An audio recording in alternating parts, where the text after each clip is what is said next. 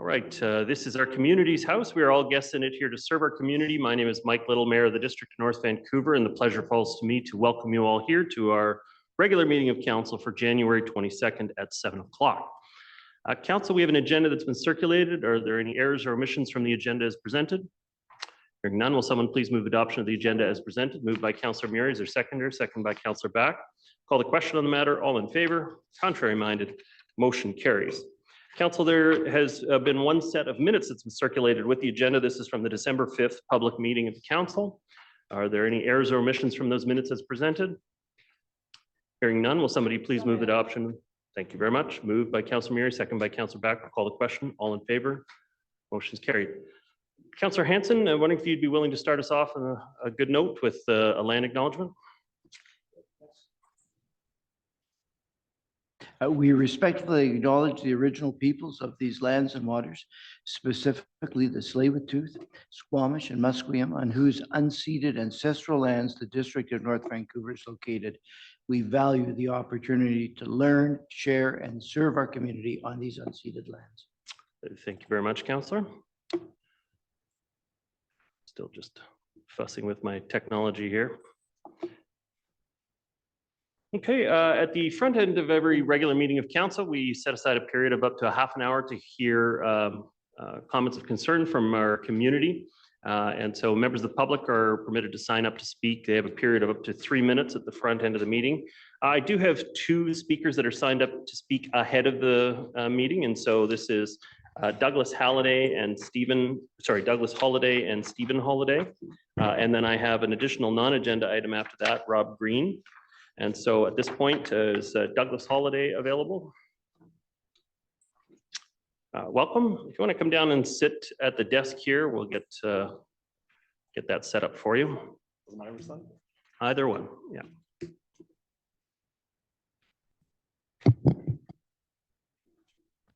You're comfortable, you have 3 minutes to address the council. Welcome. Thank you, Mr. Mayor and councilors. My name is Douglas, and I am representing my family's business, Capilano Heights Chinese Restaurant, the owners of the property at 5020 Capilano Road. In October 2023, my mother, Kathleen Sun, who many of you likely know, requested that the withholding motion on our property that is preventing the development or sale of that property be removed. She wanted to be here to speak with you tonight, but sadly, she has recently passed away. I won't be here to see the resolution of that issue that burdened her for the last years of her life. As of my mom's recent passing, I am now the third generation responsible for overseeing the future of my family's business. In my various discussions with staff over the last few months, I have been told time and time again that the issue of the withholding motion on our property is complicated. I have been told that the history is long and that makes things complicated.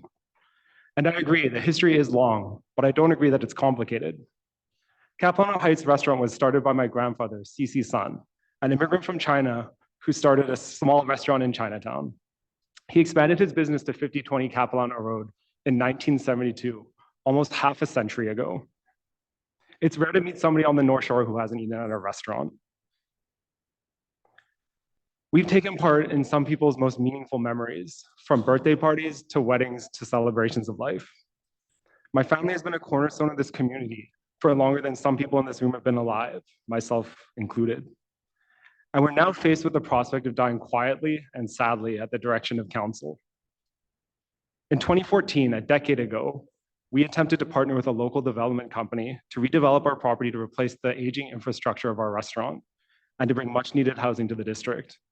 However, at every single turn, we faced roadblock after roadblock at the direction of staff and council. And here we are today at another potential roadblock. I'm here to request council take stock of the actions that have led to this point and to take the simplest and most logical path forward and simply remove the withholding motion that's affecting our property. Staff's own report states that removing the withholding motion would be the most efficient path forward and that any potential issues could be addressed in the ordinary course. It would be in line with municipal, provincial, and federal guidelines and goals to expedite the construction of much needed housing.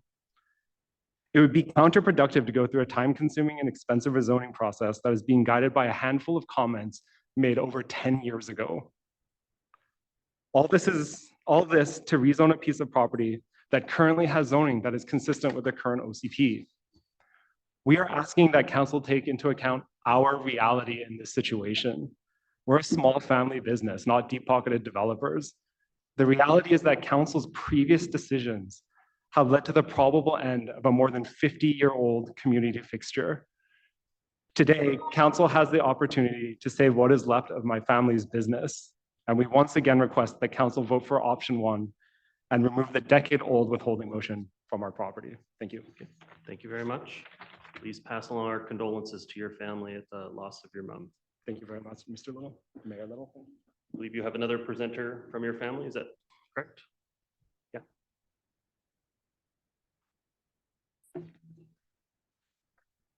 Welcome. When you're comfortable, you have 3 minutes to address the council. Thank you. I don't think I'll need the 3, but at least 2. Mayor Little, councilors, thank you for having us. I'm Steve Holiday, and I'm speaking to the proposal for 5020 Capilano Road, site of our family restaurant, Capilano Heights Chinese Restaurant. I've been involved with Capilano Heights Restaurant in the Sun family business for many years. Cece and Kay-san are my in-laws, Kathleen, my spouse. Since Kathleen is no longer with us, I'm in a position to provide some information on the process that we undertook with the DMV over the redevelopment of our restaurant site. In the early 2010s, we began discussions with the DMV over redeveloping a restaurant. With DMV staff guidance and assistance, we completed a proposal, but were then told that in view of an upcoming municipal election, our proposal would be brought forward only after the new council convened. In 2014, the newly elected council declined to review our proposal and instead placed a withholding motion on our property as was marked for imminent rezoning. This is the decade-old withholding motion referenced in the staff report that's before you. After this, we continued to work with DMV planning staff, and despite making many accommodations to address council and staff's evolving concerns, every attempt we brought forward was met with a new challenge, such as reassignment of planners, new sets of issues that came from either staff or council, and each in turn came to a dead end. Last year, we gave up this decade-long struggle and asked the DMV to withdraw our proposal and sought to sell the property as a way of raising capital to continue our business, albeit in another form. In October 23, as Douglas mentioned, Kathleen's son formally requested the DMV stop using the withholding motion. That request led to the report before you, in which option 1 allows for cessation of the withholding motion, the option that we endorse. Option 2 simply takes us back to where we started 10 years ago. And unfortunately for us, we no longer have the resources to survive another round and another process, and our business will surely die. When you consider your decision, we'd like you to recognize and treat us as valued members of the community, because I believe that we are, and vote for option 1, the option that will allow us to move beyond the past decades of difficulties and uncertainty and allow us to get on with our business and our lives. Thank you very much. Thank you very much, Stephen Holiday. And the next speaker I have is Rob Green.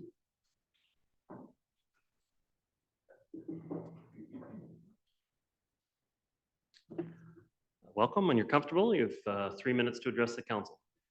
Thanks. There's a slide deck that. Thumbnail in your, is it on the desktop? Oh, is it? Okay. So what do I need to do to?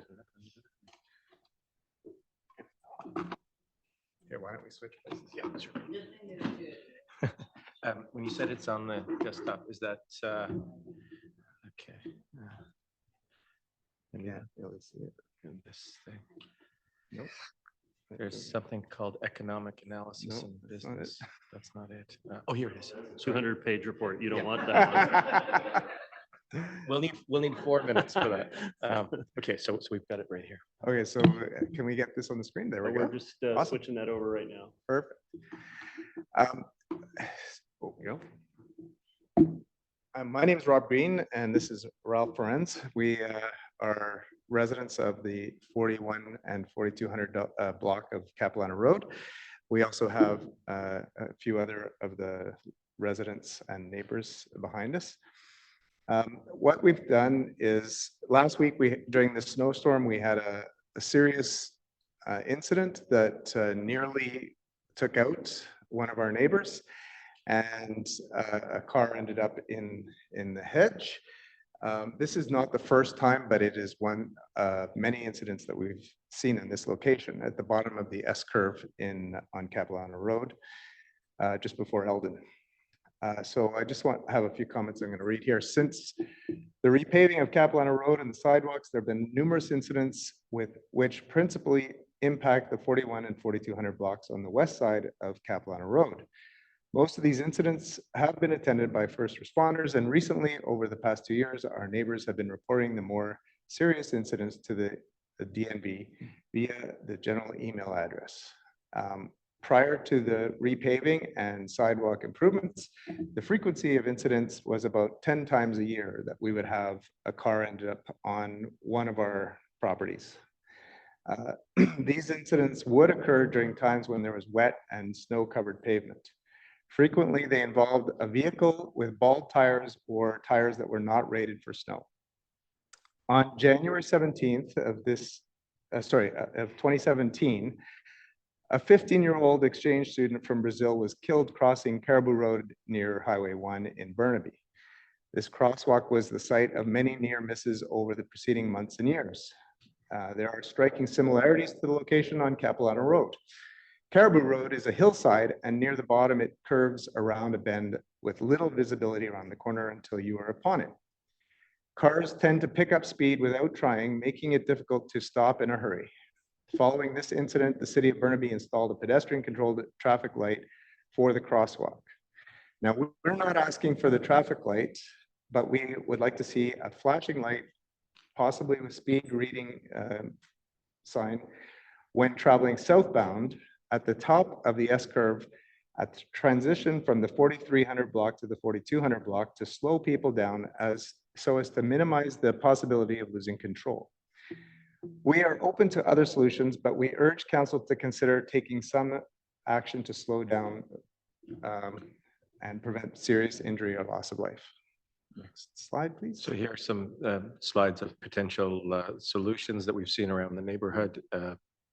But what I show you, really, this is the stretch of road, and I mean, this is something. Most recent incident. The most recent one that took place last Wednesday. Cars inevitably seem to lose control going down the road. Last year, this actually happened just after 3 o'clock as kids were coming home from Handsworth, walking down the street.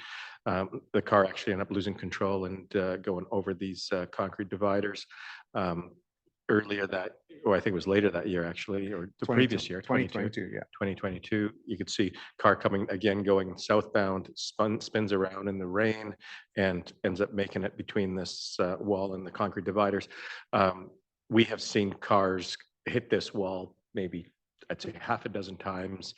There's insurance claims and police reports to document how many times this granite wall of our neighbors has been replaced.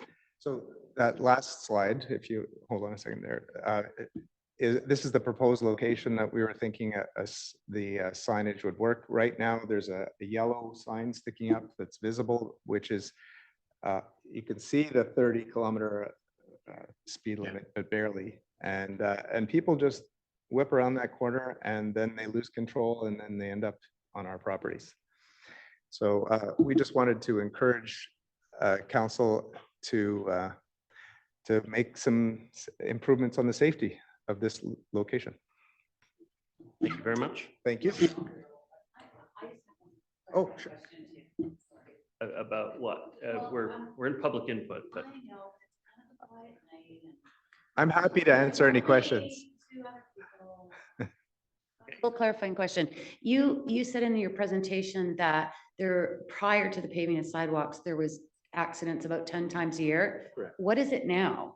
Is it better or it's better. oh, it is. Okay. Okay. It's improved. But the person was driving a late model Range Rover, no snow tires, came down in the snow and lost control, went on the sidewalk, down the sidewalk, spun around and ended up in Bob and Vera's hedge.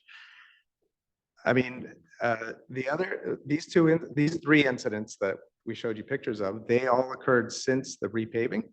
So the repaving has improved the drivability, but if you don't have the, yeah, it's made it faster, but it's also, you know, if you don't have the right tires, and we're not enforcing that, right? So it's, you can enforce speed. And I think that's the solution that we have to look for, but I'm happy to entertain other options.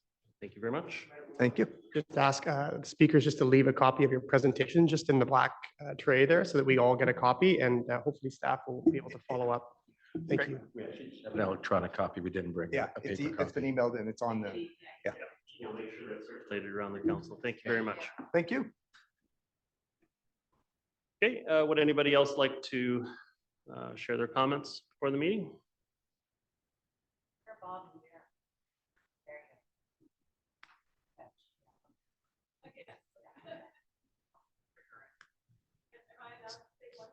Sorry, yes, we still have time in the public input period if. Oh, I'm gonna need you to come to the microphones just so everybody can hear what you're, and we can record it. Yeah. As Rob and Ralph mentioned, our hedge has been hit a lot of times, and our driveway is right at the top of the road, right beside this hedge. So in fact, Rob and two other neighbors were shoveling snow that day when this car comes between the barrier onto the sidewalk, between the barrier and our hedge, and comes spinning down the sidewalk and just about takes Rob out. He's the one that was close, and our two other neighbors. So it's getting to the point where it just feels really unsafe. It's not just about cars getting crashed, it's lives. And Ralph's daughter was one of the kids who just about got hit because the sidewalk now is taking school kids. Cleveland and Hansworth, before the sidewalk, there were no kids walking on that side of the road. They were on the other side of the road. So it's better, but it's worse because now we've got myself. I walk to the canyon almost every day. I have to look behind me now to make sure that no car's going to take me out. Well, there's a barrier. I should feel safe, but I don't. So it's an issue, and I would hate for it to have to be an issue after the fact. That's my concern as a parent, as a grandparent. So yeah, thank you. Thank you. I will just say, you know, obviously we, wherever possible, we do prioritize our work based on the statistics we get from ICBC and others about crash data in those areas. But we did actually just add a new service or our streets group to review stuff that has anecdotal evidence as well. So it's not just entirely based on crash data. They can look at an area more intensely. Specifically, we've given them direction to look at the Delbert corridor as a first priority on that. But we can also spread that out to other areas as resources become available. But so we'll refer those items to our staff for further consideration. Maybe we can also ask our MLAs if the provincial government is looking at mandatory requirement for snow tires. I know that it came up on the news the other day because of sort of the chaos that ensues more in the last few years with the snow. And Unfortunately, even an M&S tire is insufficient under most of those circumstances. You'd need to go all the way to the 3-peak, which is would be a lot of money for everybody to change their tires up to that level, since most cars are sold with the M&S standard of all season. But if we can certainly check and see if the province intends to review those matters. I do have another speaker from public input attending the meeting, and so I have Corey Cost joining us virtually, has indicated an interest to speak, so we moved Corey Cost over as a panelist. Corey, can you hear me? Yes, Your Worship, I can. Welcome. You have 3 minutes to address the council. Yes, my name is Corey Cost, and I live at 2851 Colwood Drive near Edgemont Village. I'll just make a short request about the previous input on 5020 Capilano Road. I would suggest that since it's been a long time that the area residents have dealt with this issue, that perhaps some notification should be sent out to those adjacent residents just to keep them aware of the change. I think it would be desirable to do that. The little comical thing I would like to put to give some relief to the drudgery sometimes council has on situations. I would like to have them share the screen with something somebody sent me, another senior. There you go. I hope you can see that and read it. Says, Yeah. well, you can read it out if you'd like to, Corey. Yes, oh, okay, one more time then. Go home and log in onto your website from your computer, create an account and purchase your ticket with your credit or debit card, download the ticket to a smartphone, then come back at the allocated time here. And just what part of the easier and more convenient don't you get? Anyway, this is, I think, sometimes what happens when technology encounters some of our seniors. And I hope people will be a little more understanding that technology can have both a negative and positive impact depending on democracy. Thank you. Not just seniors, Corey. I have far too many logins and passwords and forget them every single time. But thank you very much for your comments. Thank you for listening to me. Would anybody else like to address the council? Okay, hearing none, we're going to move on with the regular meeting of council. Council, we have, for the start of the meeting tonight, we have item 8.1. This is the draft financial plan and public input. I will just preface, I'm going to invite Rick, are you to present from the center table there?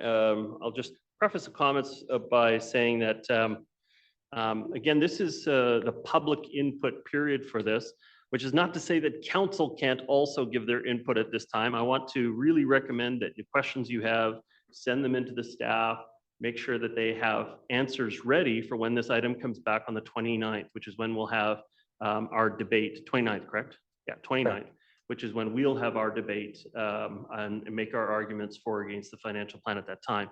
But please don't hold back questions until the 29th. We'd much rather have them in as early as possible. But at this point, this is public input consideration. So the floor is yours, Mr. Daniel. Thank you, Mayor Little, and good evening, council and members of the public listening in. This agenda item provides the public a final opportunity for direct input to council on the 2024 budget or draft financial plan. Following tonight's meeting, staff will prepare a summary of the questions received. There are a number of questions received over the weekend. We'll also include the questions from tonight, along with staff's responses, and that report will go to council this Friday. As a reminder to council and the public listening in, the budget was introduced on January 8th, following a series of workshops and meetings last year. The public input period began January 9th and included a meeting with the community associations on January 17th. If council has any remaining questions on the 2024 budget following tonight's meeting, you can send them directly to me and we'll do our best to include all of those questions along with the answers in the report that's released this Friday. So with that, I'll turn it back to the mayor. And I think we were going to mention one more thing, just that, so because the public input period is still open, the report will likely come in as an addenda on the 29th. So don't be surprised that some of that feedback is going to show up right before the council consideration of the matter. Correct. And just to be crystal clear on the input through the web closed today at 4. And then this is the final opportunity for direct input to council before we summarize all those questions. Thank you. Okay. Did you, that's it? You, okay, I thought you had 10 minutes. Okay. Fantastic. Okay. Getting shorter and shorter. So I want to be clear then, like our annual report, then this is an opportunity for members of the public to speak to this item. And so my understanding is we have nobody that has signed up to speak to this item at this time. Okay. So I'll put back out there to the room. Would anybody like to give feedback on the financial plan at this time? Okay, so we're going to proceed. Yes, Mr. Danlick? Just wanted to highlight, we have received a number of questions throughout the process and a few questions, of course, through the meeting with the community association. So there has been input on the budget. Good. And we'll give the responses into the public record on the 29th at that time. Yeah, I don't see why not. We're just receiving this for information at this time. So yes, I'll move receipt. okay. Receipt's been moved by Councillor Murray, second by Councillor Mott. Councillor Murray, your comments? Are they, and you're going to collate all the questions and the answers that'll be available to council.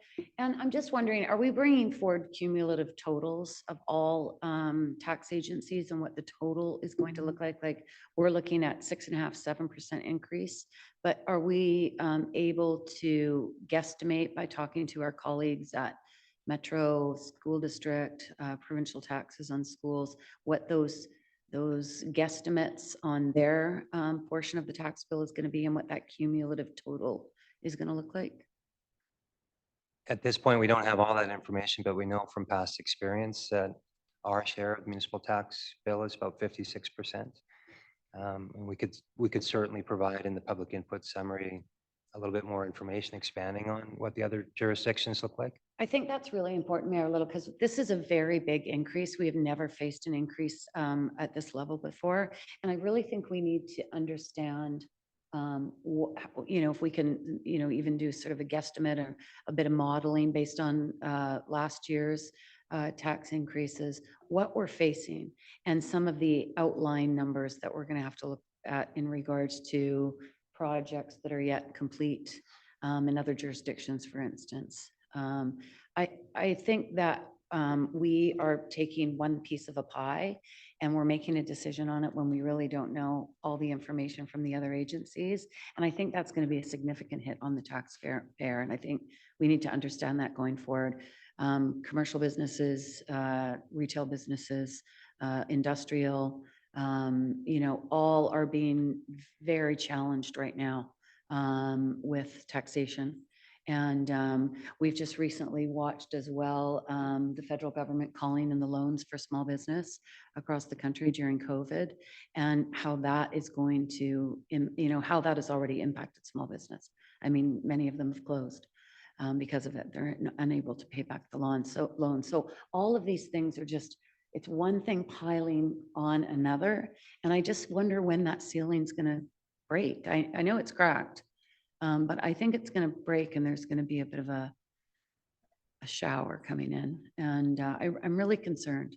I'm really, really concerned. And I also, Mayor Little, would really like to discuss and I know Mr. Daniluk has put this into the budget because I brought this up with him, but the definition of service levels from maybe council's perspective or the community's perspective, what is a service level versus what is the definition that staff understand as a service level?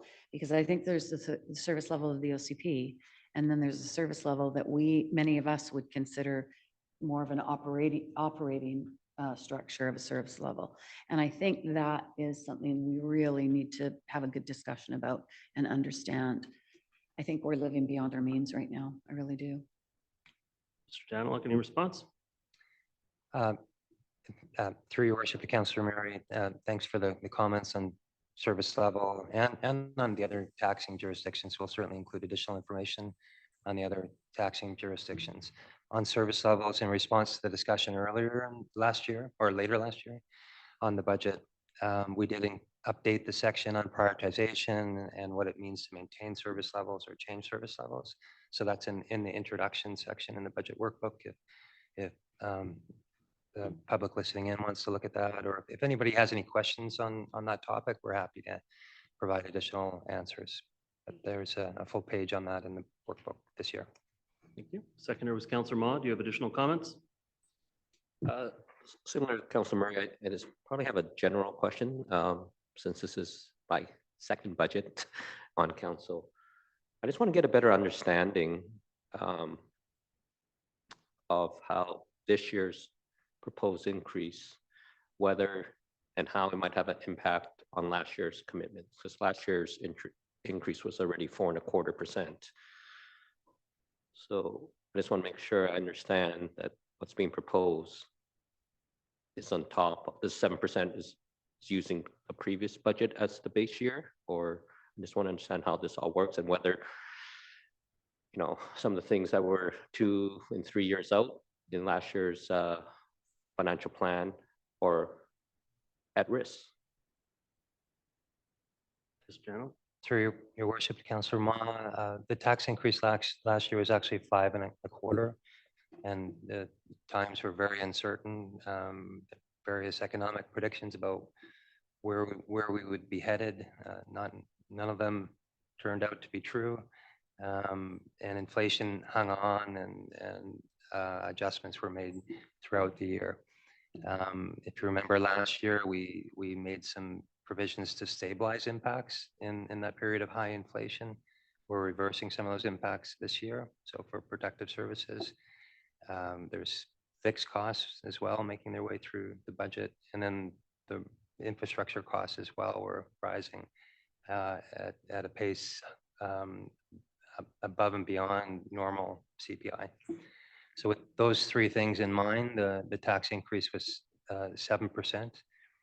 Council gave us direction to address the infrastructure deficit and look for savings. And so staff included the provision for savings in the budget, and through council direction included an additional 0.5% just to begin addressing the infrastructure deficit again. This position is, in my opinion, both conservative and realistic. This is the cost structure that we're facing in 2024, and also challenges us to do a little bit better and find additional savings. The final thing I'll add is the financial framework that we do have in place, while it might not seem it because it's a relatively high tax increase, it is working to keep the tax rate lower. The effects of that can be seen in the additional increases that you see throughout the workbook. You'll see increases in parks, you'll see increases in other services based on the demand that we're seeing in the community, and they're being funded through the financial framework. That could be a workshop working through how those changes make their way through the budget. But suffice to say, the financial framework is working to keep the taxes as low as possible. Okay, it's interesting, that the predictions about interest rates have been wrong 10 of the last 12 times. We still looked at the same bodies to predict it again in the future. Maybe some bankers and financial types in the room can explain that one to me. But it's a bit of a puzzle because it was projected to have dropped off heavily by the end of last year, and we're still in an inflationary period. I believe the next I have is, sorry, Councilman, your comments. Finish off. And like I said, this is only my second budget, but are the projects that were approved last year in the 5.25%, sorry, I misspoke, or the ones that are out further, like in years 3 and 4, are they at risk? A lot of people craning their heads. Can I have both Mr. Daniluk and Councillor Ma raise their voice when they're speaking into the microphone, please? Through your worship, Councillor Ma, the financial plan currently reflects all those capital projects that are in the capital detail section of the workbook. So you can go to that section and see what's included. How we're financing those projects is also reflected in the workbook. There is a small gap in the 5-year plan that we need to address, and council gave us direction back on December 4th to address that gap, but the gap is estimated to be between $10 and $15 million, and it's in the outer years of the plan. So we'll be reporting back to council in April on those adjustments to the outer years. There's no concerns about the projects in the near term of the plan. Okay, thank you very much. Next speaker I have is Councillor Hanson, followed by Councillors Forbes, Back, and Murray. Councillor Hanson. Nope. Okay. Councillor Forbes. Thank you, Your Worship. Couple of comments I have, not really questions, but Councillor Ma mentions, how did we get here? We've jumped from the 3% to the 5.25% now to the 7%. So I'd just like to say the background is I mean the district and other councils before this council, kept the increases to 3% with the purpose of not having to suffer fluctuations up and down, rolling changes like other municipalities had done. So in some years, we might have been close to the 3%. The next year, we maintained it at 3%, but it might have been a little bit higher. But we were trying to keep the property taxation on a fairly constant level. Through your worship to Councillor Forbes, that's absolutely correct. If you look back 10 years and how the district has approached annual tax increases, very steady in comparison to the other municipalities. Yeah. That's the approach that's been in place here for a number of years, and definitely, I believe, provides a benefit to the community. And I appreciate that approach as a taxpayer, because I don't want to think we're coming in at 3 and all of a sudden I get hit. So I appreciated that you were trying to keep it steady there. The other thing is, as you mentioned, a lot of things have it's not just that everything's the same, but the district is asking for more money. It's labor's gone up, labor costs have gone up, services have gone up, North Shore premium is gone up, inflation, contract settlements, all of those things have gone up. So to even maintain our services, we still have to find a way to cover all those increases that are coming in as well. So, and the other point I wanted to make was the financial budget is normally adjusted twice a year, once in the spring, once in the fall. And those adjustments can account for any variations that come in. So if we can lower, it won't change this year's tax rate necessarily until the fall, and that'll affect next year. But the point is, we can adjust that budget as we need to. If things get a little bit higher or they get a little bit lower, we can adjust the budget. Through your worship to Councillor Forbes, just to address the first part of the discussion on fixed costs, we definitely, not only is inflation, has inflation been higher and construction inflation's been higher, but you mentioned the North Shore premium, which definitely impacts all 3 municipalities on the North Shore to a greater degree than the other municipalities in the Lower Mainland. So that's a consideration. The collective agreement settlement also was impactful, ensuring we're competitive in recruiting and retaining staff. So those are all considerations in setting the tax levy. Sorry, can you remind me of the second part of the question? The adjustment twice a year.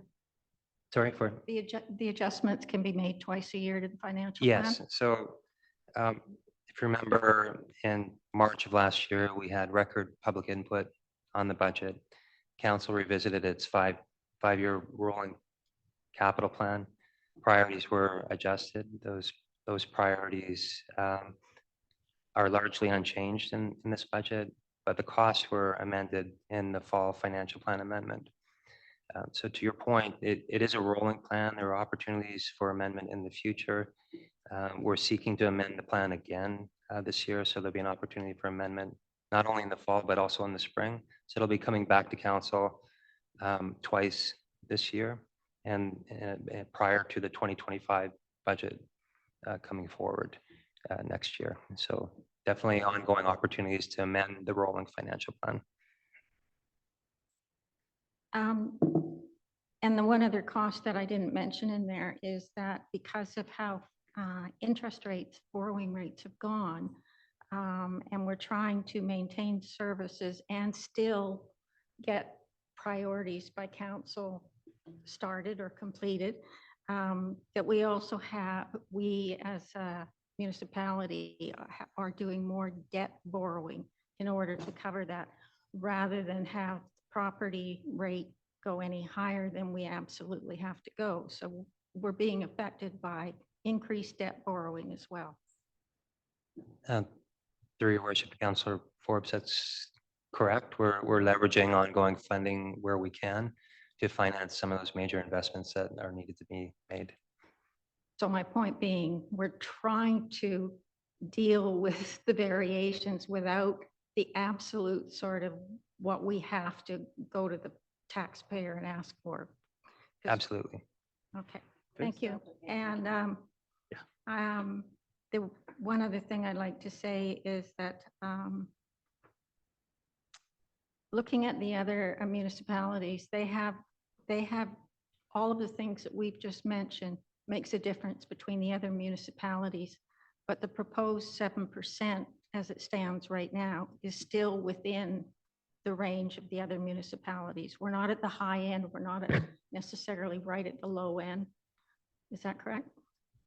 Through your worship, Councillor Forbes, the best indicator, in my opinion, on how we've been performing financially is looking back and seeing what that comparison looks like over time to the other municipalities. So while this is an unusually high year over the last 10 years, it is, we do compare well against the other municipalities in the region and are on the lower end of the 10-year average tax increase.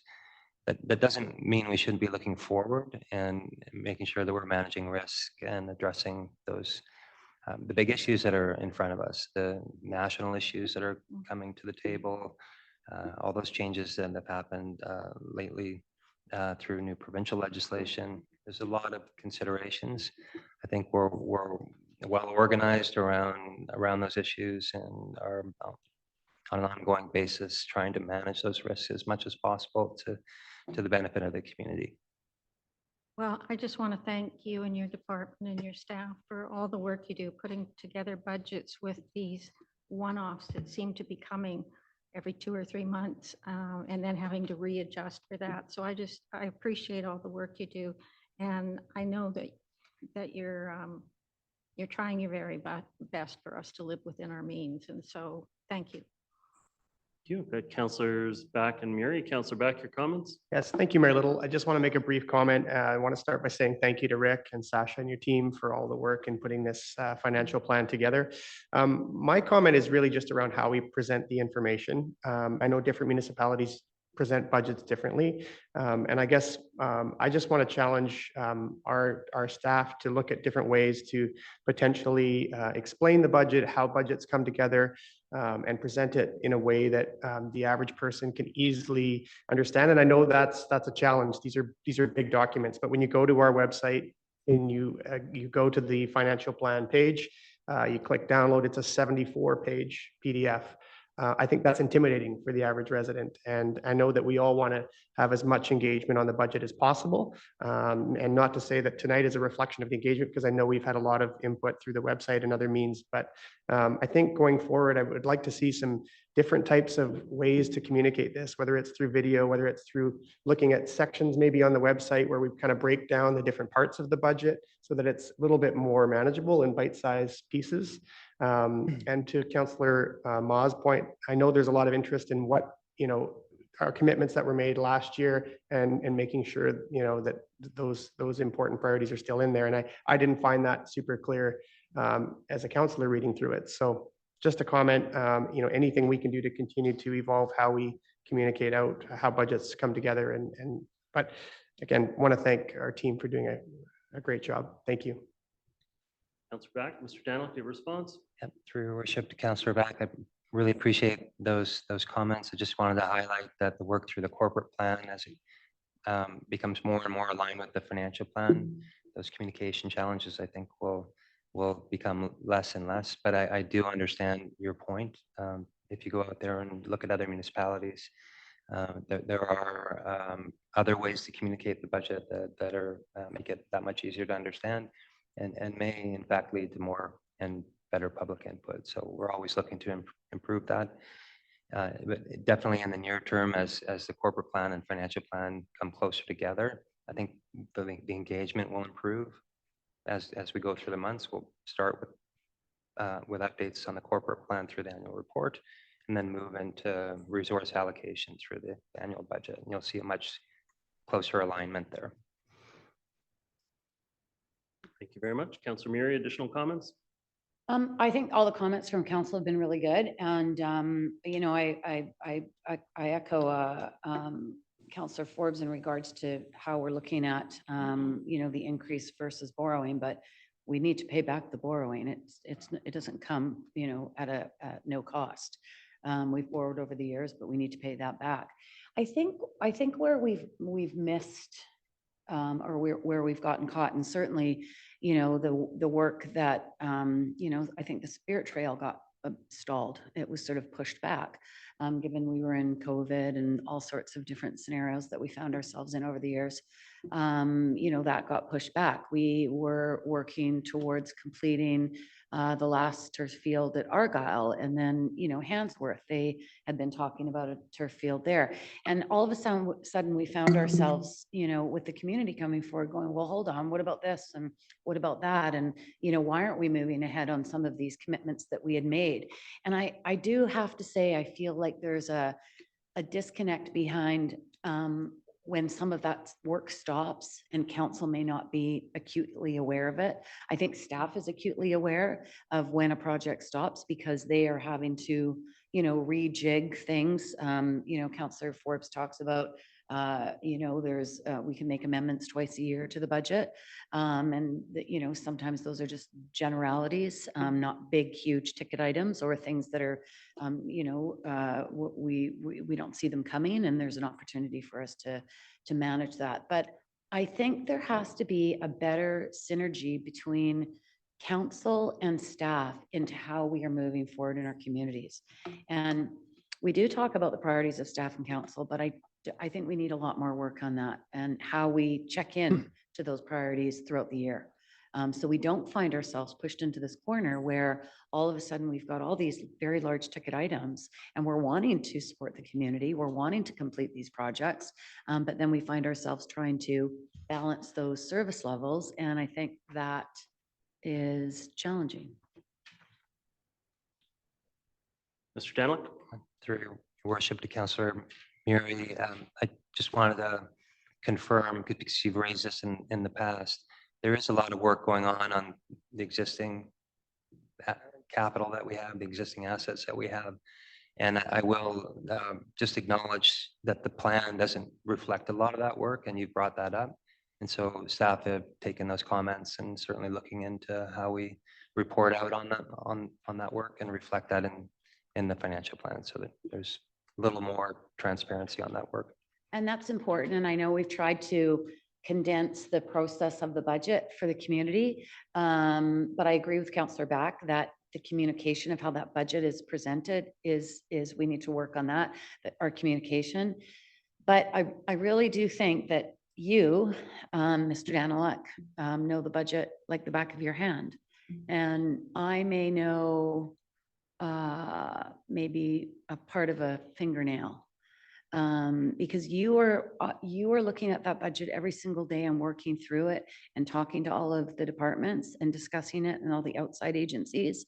But we get this very high level presentation that comes in, and I don't know if we are giving it the amount of time it deserves to really critically understand specifically where we are right now. It's a very unique time in our history, in, you know, our communities, the province, the country, the world's history as to where we are with economics, you know, money, what is coming in the future. There's, you know, potential, there are wars going on, but who knows how that's going to turn out. So I just think there's a lot that we're leaving off the table. And I think we have to, I find that we've been driving the bus down the road the same way we have been doing for decades. And I think we need to maybe get on a new road and change how we do some of these things. So there's a much more clear, comprehensive understanding of this very complex issue. Thank you very much. Councillor Forbes, did you raise your hand again? Yeah, Councillor Forbes, go ahead. Thank you, Worship.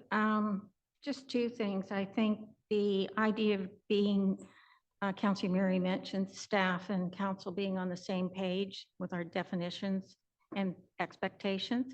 And I think that that's even doubly more important, that we get the public and the taxpayer, that they realize too that they have to maybe lower their expectations if we are living beyond our means. So I think all of us, all three of those groups need to have their expectations aligned so that we don't, counselor doesn't feel jammed up, like they're trying to do something and all of a sudden there's more expectations from the public, or staff and council don't have the same expectations. So I think it's really important to make sure we get all of that. And then in line with communication that's been mentioned, I've talked to Mr. Daniluk about something I saw from another municipality where it had like a 9-line, very simple, like short, brief 9-line. This is what goes to transportation. This is what goes to social housing. This is what, and it breaks it out to about 8 points or 9 points, which would, you know, for the average person, make a lot more sense if they could see something compacted like that and not 78-page PDF. So Mr. Daniluk has told me that he's working on that and he will have it for the meeting on the 29th. I'm sorry that I didn't think of it and didn't ask Mr. Daniluk sooner to have it here tonight, but look for it in the work that he will be submitting for the 29th. Thank you very much, Councillor Forbes. Just my own comment on the matter. I think I made this comment in one of the workshops leading up to this point. It's very hard to keep up the vigilance when you have a federal government making such massive increases in spending, and we're sitting and having battles back and forth over relatively small amounts. I mean, when we 2 years ago, the federal government added $60 billion of additional spending in this country, which is over $3,000 in additional spending for every single household in the country. Our debate was over a $15 difference between about $125 per household and about $140 per household. And so that was between the 4.75 and the 5.25. It's very hard to put our impact into the same category as what we're seeing at the other levels, because the funding is on a completely different magnitude than where we are at. I think our goal still needs to be provide defensible, good value for services in our community, make sure that we are focusing on our core services first. But also there are some things that go beyond that our community has specifically asked us to, and it's not unreasonable for us to be pursuing those objectives as a part of a well-planned community.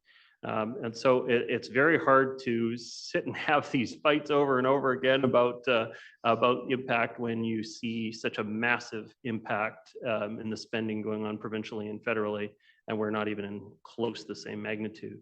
I do believe we have an obligation to keep as low as we reasonably can, keep a state of good repair for our services and facilities in our community. And unfortunately, if that means that this is the ballpark that we're going to end up in, that's what it is for this year. And so I'm again looking forward to our official debate on this matter at the January 29th meeting. And then as we move forward through the process to the tax distribution discussions that we need to have about whether we share the load across all categories the same way, or whether we weight it to give some relief in some other areas. That's a discussion I think we're having in March, April. April. And so I'll also be looking forward to that point. But at this point, I see no further speakers on the matter. I'm prepared to, I believe, did we move receipt? Moved receipt. So I'm prepared to call a question on the matter. All those in favor? Contrary minded, motion carries. Thank you very much. Thank you for your presentation, Mr. Dowland. See you next week.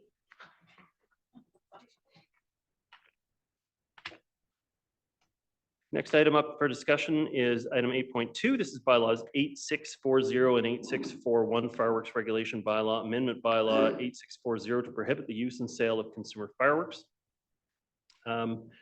This matter is returning from a public information meeting and is returning for second and third reading. So this is really the first time the council's had to officially debate the finalized wording of the bylaw. Councillor Hanson, I see your hand up first. Would you like to make a motion? Okay, you've moved the recommendation. Is there a seconder for that? I'll second for discussion. Councillor Hanson. I'd like to begin by thanking everyone involved in the proposed amendments to the fireworks bylaws. Thank the fire chief, the Royal Canadian Mounted Police and staff, all of whom worked collaboratively with respect to the proposed bylaw amendments. And in particular, I'd like to thank all of the members of the public who have shared their views both at the December 5 public meeting and elsewhere in other communications. I will be voting, as indicated by moving this motion, in favor of the proposed ban on the use and sale of fireworks in the district. In doing so, I do wish to express my respect to those who came out and told us about their stories of fireworks use as a community activity. I very much respect all the persons involved in this debate and respect the different views presented. However, on balance, I strongly believe that our community will be best served by a fireworks ban. Fireworks will still be allowed under the proposed bylaws, but only with a permit, which will not be issued without proof of a pyrotechnician certification and proof of insurance and the issuing of a permit for a location. The proposed bylaw will prohibit the use of fireworks willy-nilly across the district, especially on Halloween, New Year's, and other occasions. My reasons, as have been stated previously and set out in the report, first of all, I have consistently heard from members of our community, many members, I believe, in my opinion, that a majority of our community find fireworks, especially at Halloween, disruptive and disturbing. Fireworks are upsetting to animals, both domestic and wild. Fireworks impose a strain on our fire and police services, resources that could be put to better use elsewhere. Fireworks impose environmental and safety hazards, most notably the risk of fire. And the ban on fireworks is supported by the BC Association of Chiefs of Police and the Fire Chiefs Association of BC. I believe that the proposed fireworks ban would bring the district into alignment with the city of North Vancouver, who have banned fireworks since 2005, the district of West Vancouver, which recently brought in the ban, the city of Vancouver, which brought in a ban in 2020, and most other metro communities. So for all these reasons, I am pleased to support the bylaw amendments proposed. Thank you very much. I'll be speaking opposed to the bylaw. I made my comments known from the very beginning. I think that fireworks have become a uniquely cultural event on the West Coast. It's something at Halloween time that you don't experience in other parts of Canada anywhere near the same as you do experience here. Functionally, this bylaw would take the 4 hours of the year that it is lawful to have fireworks and get rid of those 4 hours and move it entirely to professional displays, which the challenge with that is aside from the large ones that are sponsored by corporate sponsorships in the community, really only fairly wealthy parties would have access to the fire technicians to be able to sign off on them otherwise, versus now where it's a community building piece. I mean, in my neighborhood, there are several displays that all take place at about 8 o'clock, 8:30 on Halloween night, and you only have to get a slight vista to look over the treetops to see it happening on almost every single street in the neighborhood in some form. We don't have anything that can replace that at this time. If we see the technology changing and moving more towards noiseless fireworks and other things, then I'd be amenable to looking at that again in future. But I got to say, as someone with 2 dogs in my household, the dogs are far more affected by kids door knocking at my house for trick-or-treating than they are by the fireworks that take place in the neighborhood. And so the challenge becomes nobody's talking about banning trick-or-treaters, even though they're as stressful for our pets, if not more so in many cases. And so I do get concerned about obviously human impacts on wildlife. I try to imagine, we had something like 3 months of pile driving for a construction project down on Welsh Street. That's not 4 hours of noise. That was 3 months of constant pounding, but nobody raised a concern about the impact on wildlife at that time. All the construction that we have taking place throughout the district, which is accelerating because of the provincial government's mandates, all of those have a massive amount of noise that they create. And again, nobody seems to be talking about the impact on wildlife there. So for my view, I think that it is a reasonable risk to the community to have and allow fireworks. I still reserve the right for the fire chief to make a decision about whether the conditions are safe enough. We got very close last year to the fire chief officially banning and canceling the fireworks sale season because we had been tinder dry through September. And then we got 10 full days of rain in October, and the chief said, no, it's reasonable. We moved it down to a low to moderate risk of forest fire, and so it's acceptable for us to have the fireworks sale proceed at that time. And so I would still reinforce that the fire chief has the tools, resources available to them to still make those decisions going forward. But as I've said at previous times this has come up, I am opposed to putting the total ban in on fireworks, and hope this matter doesn't come back again this term, because we tend to spend a lot of time on this recurring issue, but my vote will be the same. Next speaker I have is Councillor Back, followed by Councillor Forbes. Councillor Back, your comments? Thank you, Mayor Little. So I will be voting in opposition to the prohibition as well, given that we did consider this matter during the last term of council, and now this term, there have been numerous opportunities for me to state my position and to be able to listen to the community on the matter. Very much along the lines of your comments, Your Worship, I certainly recognize the negative impact that largely the inappropriate use of fireworks has and can have on pets and wildlife. But I think largely there are much more positives that come out of the annual tradition of fireworks at Halloween. And like you, Your Worship, I think there's few opportunities to have community building events like this. We heard during the public hearing that there were 198 permits issued last year, and those are largely for neighborhood gatherings, neighbors getting together on the one night of the year to enjoy firework displays. And that's what I'm not interested in banning. And I feel that by bringing a prohibition in place, that's exactly what we would be eliminating, are those community get-togethers that happen. And I think there's this isn't the time to be limiting those kinds of opportunities. And to your point, we are not replacing this with anything else. And I think that's an important thing here.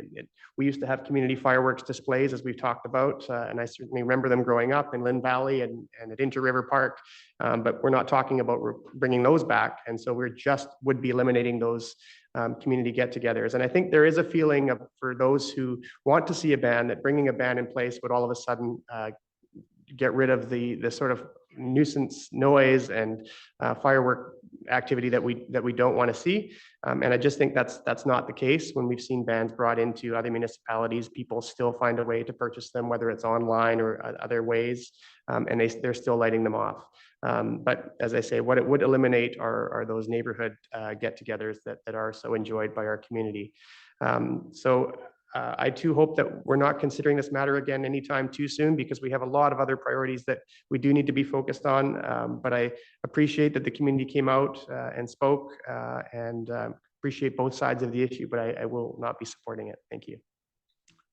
Thank you, Councillor Back. Next speaker I have is Councillor Forbes, followed by Councillor Ma. Thank you, Your Worship. I've been on both sides of this, and I've said that I think when it came around the first time, I voted to keep the fireworks. And then when it came around the second time, I said I'd reconsider it, weigh my pros and cons again. So a couple of points I'd just like to make.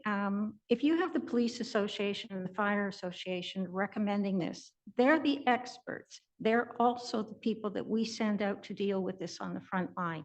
So if they say that they would like to see us pass no more fireworks, then I'm agreeing with them. Also, most of the people who came out the first time and spoke against banning fireworks were they were all associates of the business. Either they were the National Fireworks Association, there was a provincial representation, it was owners of the business that sell fireworks. So, you know, there's kind of a mini lobby group there of people who are directly affected by the fireworks. And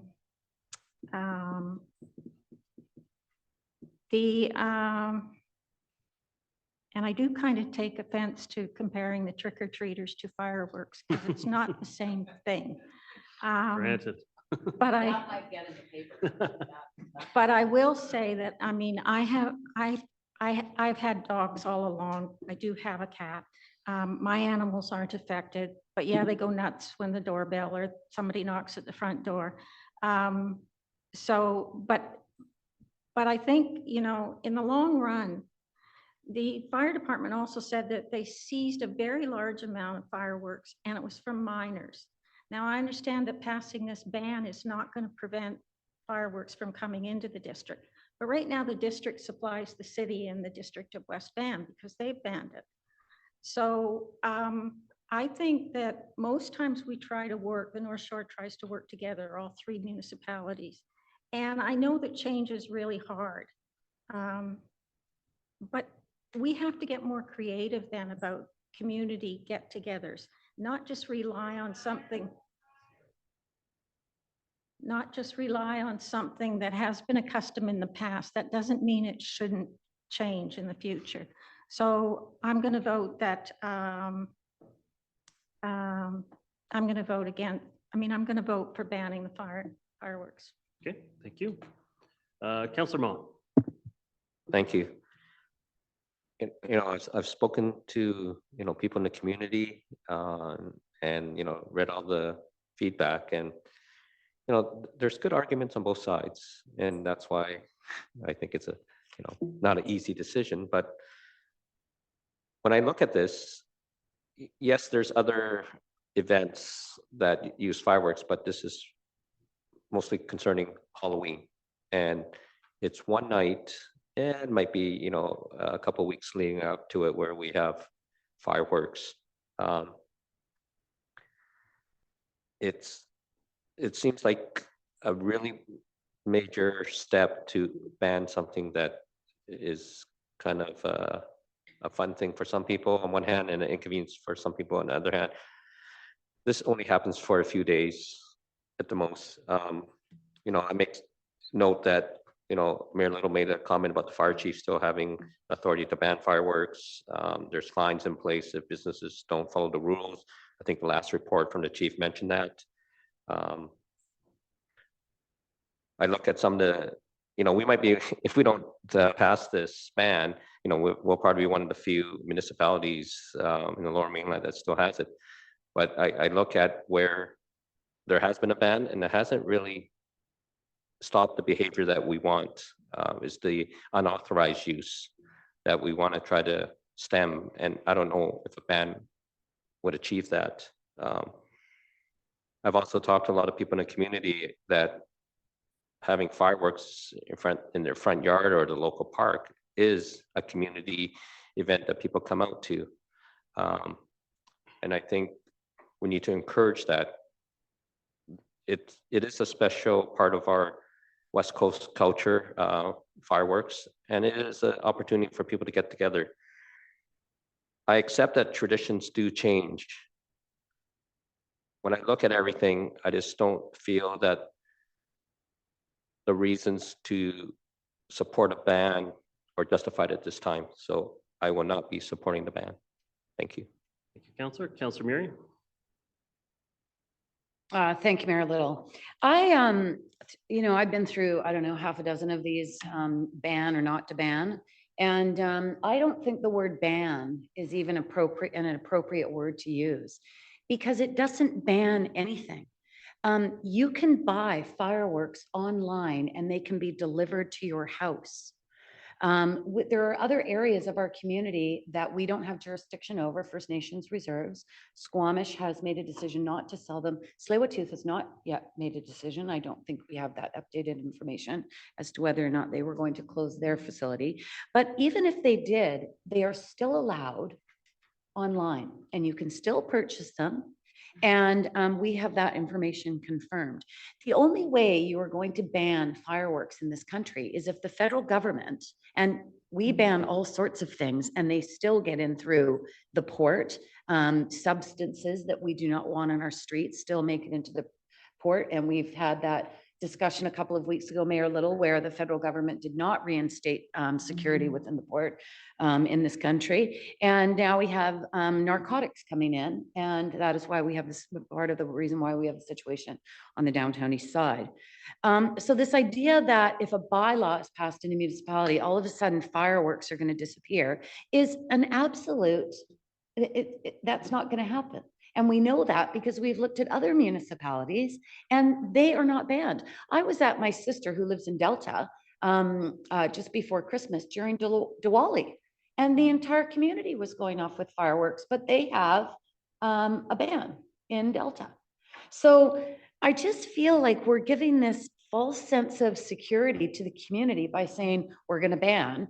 And I think we're kind of, you know, and I'll say this just about us. I think we're kind of washing our hands of it. Well, we've banned it. There's nothing more we can do.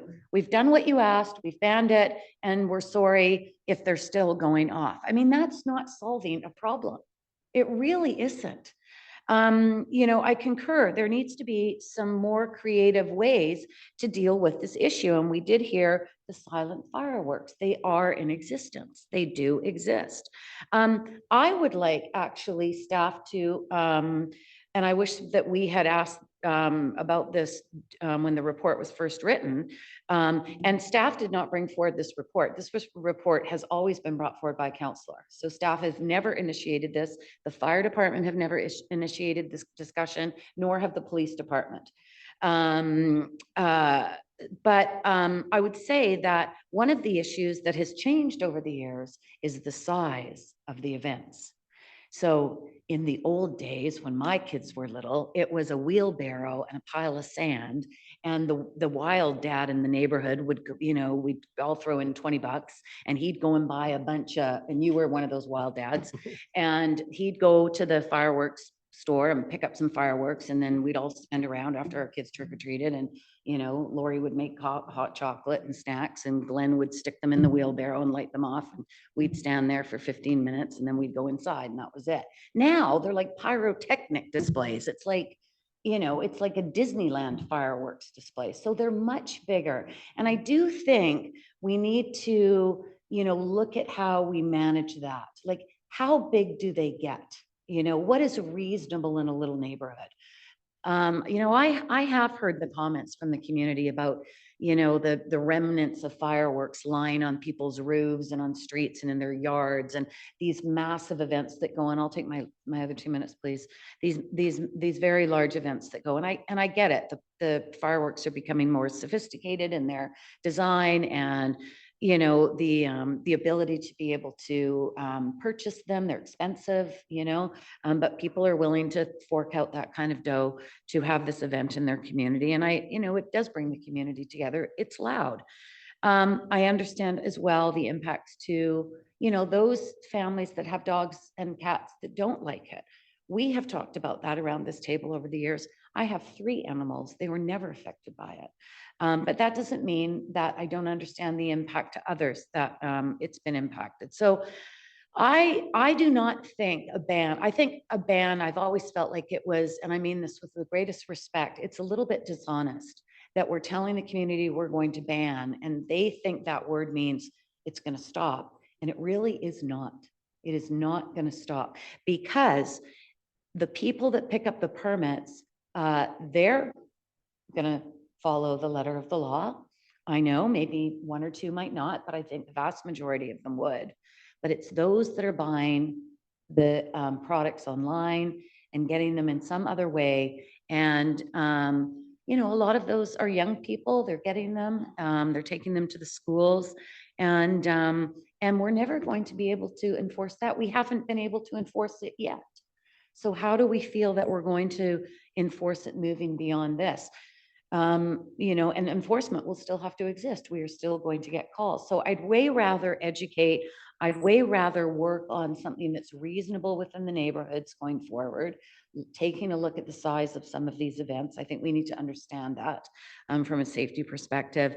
And I just think that we need to really, you know, look at how this is, and we've heard from staff that they're still going off in other municipalities. So it's not working. And if we truly want to ban then simply writing a bylaw to say, don't do it, is not going to stop it, because if it did, no one would speed on the parkway or the upper levels, because there's a sign there that says 80 is the speed limit.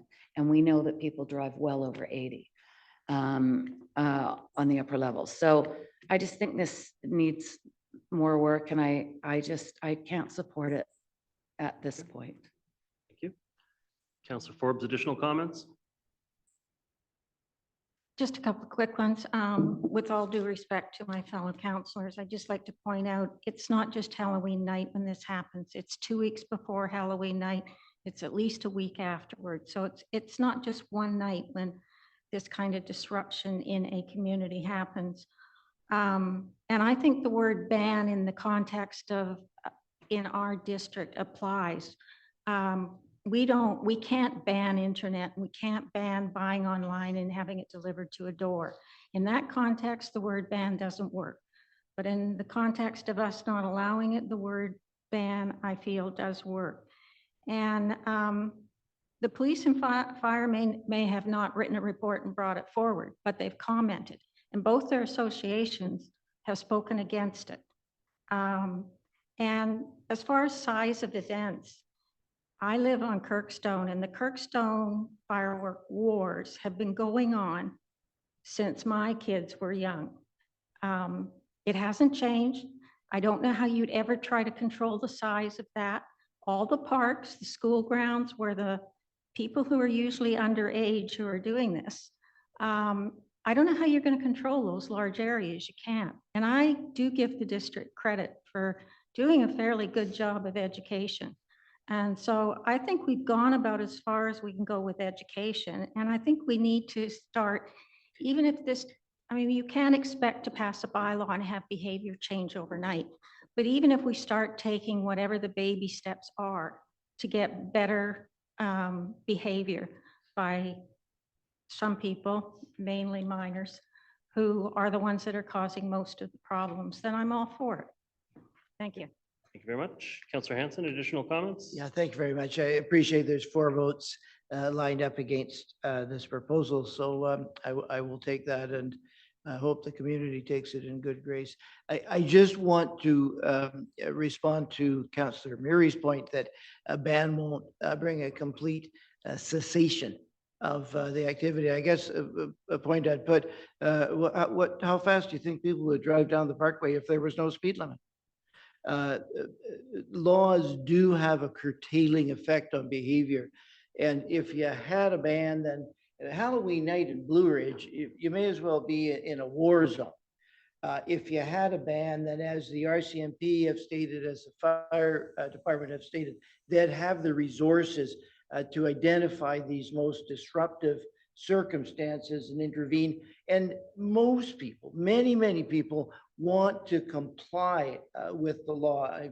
Certainly is a very common human attribute. So if you had a ban, then the people, many people would comply with this. They'd realize that it's in violation of the community standard and would no longer, as you say, bring out these large numbers of fireworks and send them up in the air, polluting the atmosphere, contaminating, disturbing our animals, disturbing the forest, disturbing our birds, and most significantly, disturbing our community, causing post-traumatic stress to people that have susceptibility to these circumstances, and generally making our community unlivable late into the evening on Halloween in a way that I think is simply unacceptable. But there's 4 votes, and I'll leave it at that. But I just wanted to push back on this idea that because a law won't bring complete cessation of the activity, that a law doesn't guide us in the right direction when it comes to community compliance. Thank you. Okay, I see no further speakers on the matter. I'm prepared to call the question. All those in favor? Contrary minded? Motion carries with councillors Backma, or sorry, motion is defeated with councillors Backma, Murray, and Mayor Little opposed. Okay, thank you very much. No, it's automatically, it's dead. No further readings taken. Okay, the next item up for consideration is item 8.3. This is zoning options for 5020 Capilano Road and 1180 Clements Avenue. Do we have additional starting comments, Mr. Milburn? Good evening. Thank you very much, Your Worship, members of council. I just want to start by, of course, providing our heartfelt condolences to the son and Holiday family. And just provide a little bit of context for council's consideration. And then Yan Zhang, Manager of Development Planning, has some introductory comments to explain the options that are before council tonight. Just wanted to note that Mr. Stewart and I met with Kathleen and Doug in late 2023, and they presented us with a simple request. And that request was requesting and writing to the withholding motion currently in place with regard to our property be withdrawn. That request is reflected in option 1 in the staff report before you tonight under consideration. So we took that request and advised Kathleen and Doug that we'd bring this report forward as soon as possible for council's consideration. So just by way of context, this property itself is not subject to the effect of the provincial housing initiatives that have been being brought before publicly. So that in particular, the small scale multifamily housing proposal or the transit-oriented areas. So just for clarifying council's understanding, this property is not subject to those considerations. In terms of other considerations, it was approximately a decade ago that council considered the potential redevelopment of this property and felt that at the time the C2 zone didn't reflect council's wishes. So that was approximately a decade ago when council passed a motion directing that building permits, if they were presented to the district, be withheld. So what this means is normally when we're presented with a building permit at the district, it is issued if it complies with the land use bylaws that are in place at the time. However, Section 463 of the Local Government Act enables local governments to identify circumstances where proposed development is inconsistent with the land use bylaw under preparation. And council had directed staff to bring forward a bylaw amendment that was considered at a public hearing. And council at that time referred it back to staff and felt there was more consideration needed in terms of height, land use, and site coverage. Very soon after, developer, with the direction of the owner, approached the district with an application to develop the property. And so the district entered into a lengthy process and discussion that involved community engagement around alternatives to develop the property. However, those applications never did come before council for consideration as the applicant didn't intend to proceed at that time. And the applicant indicated in May of 2023 of their specific intention not to pursue those applications. So after a lengthy process. And then of course, Kathleen and Doug approached us in late 2023 and here we are. We have 2 options before council and Ms. Yan Zhang is prepared to present those options for council's clarity and then of course respond to questions. Thank you. Okay. Ms. Yan Zhang, do you have additional comments? Yeah, good evening, Mayor and Council. Yes, I have prepared a presentation just to go over the options, but I'm also happy just to answer any questions you may have. And yeah, we're at your discretion. I think we probably are, we can probably just do question, answer, response if there are questions that arise from the council. So happy to do that. I'm going to move a motion first and then we'll have the discussion of council. So I'm going to be moving option 1. Is there a seconder for option 1? Seconded. I saw Councillor Back's hand first. Just my initial comments on it. First, I think it's reasonable. I think these withholding bylaws actually should have an automatic sunset clause in them anyway. They should not be an indefinite status for a project. There should be a sunset on the project and then should return to a normal status. I don't know why we would be maintaining it in a long time. I'm having some troubles addressing why the staff recommendation would be option 2 because the challenge is not only is it not an open application to the District of North Vancouver, it's against the applicant's wishes for their land.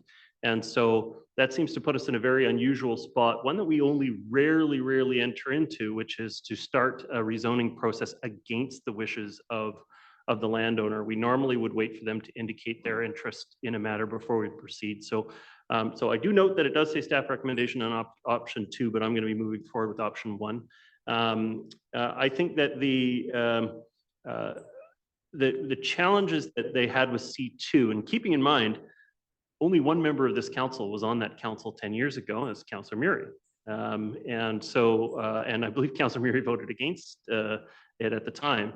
And so there has been regime change, or at least change in the people representing the district at the top at this point. They have not, the entire last term, the council was not, this issue was not raised with the council.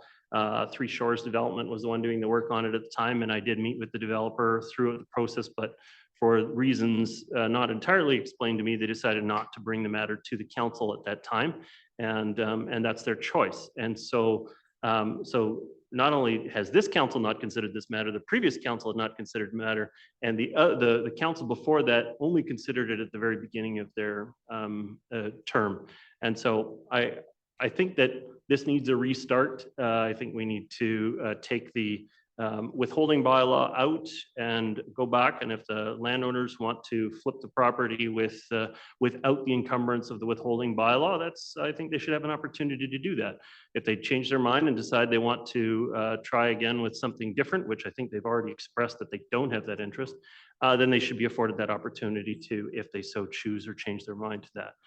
But as far as I'm concerned, I think option 1 best encapsulates the option that I'd like to see going forward on this.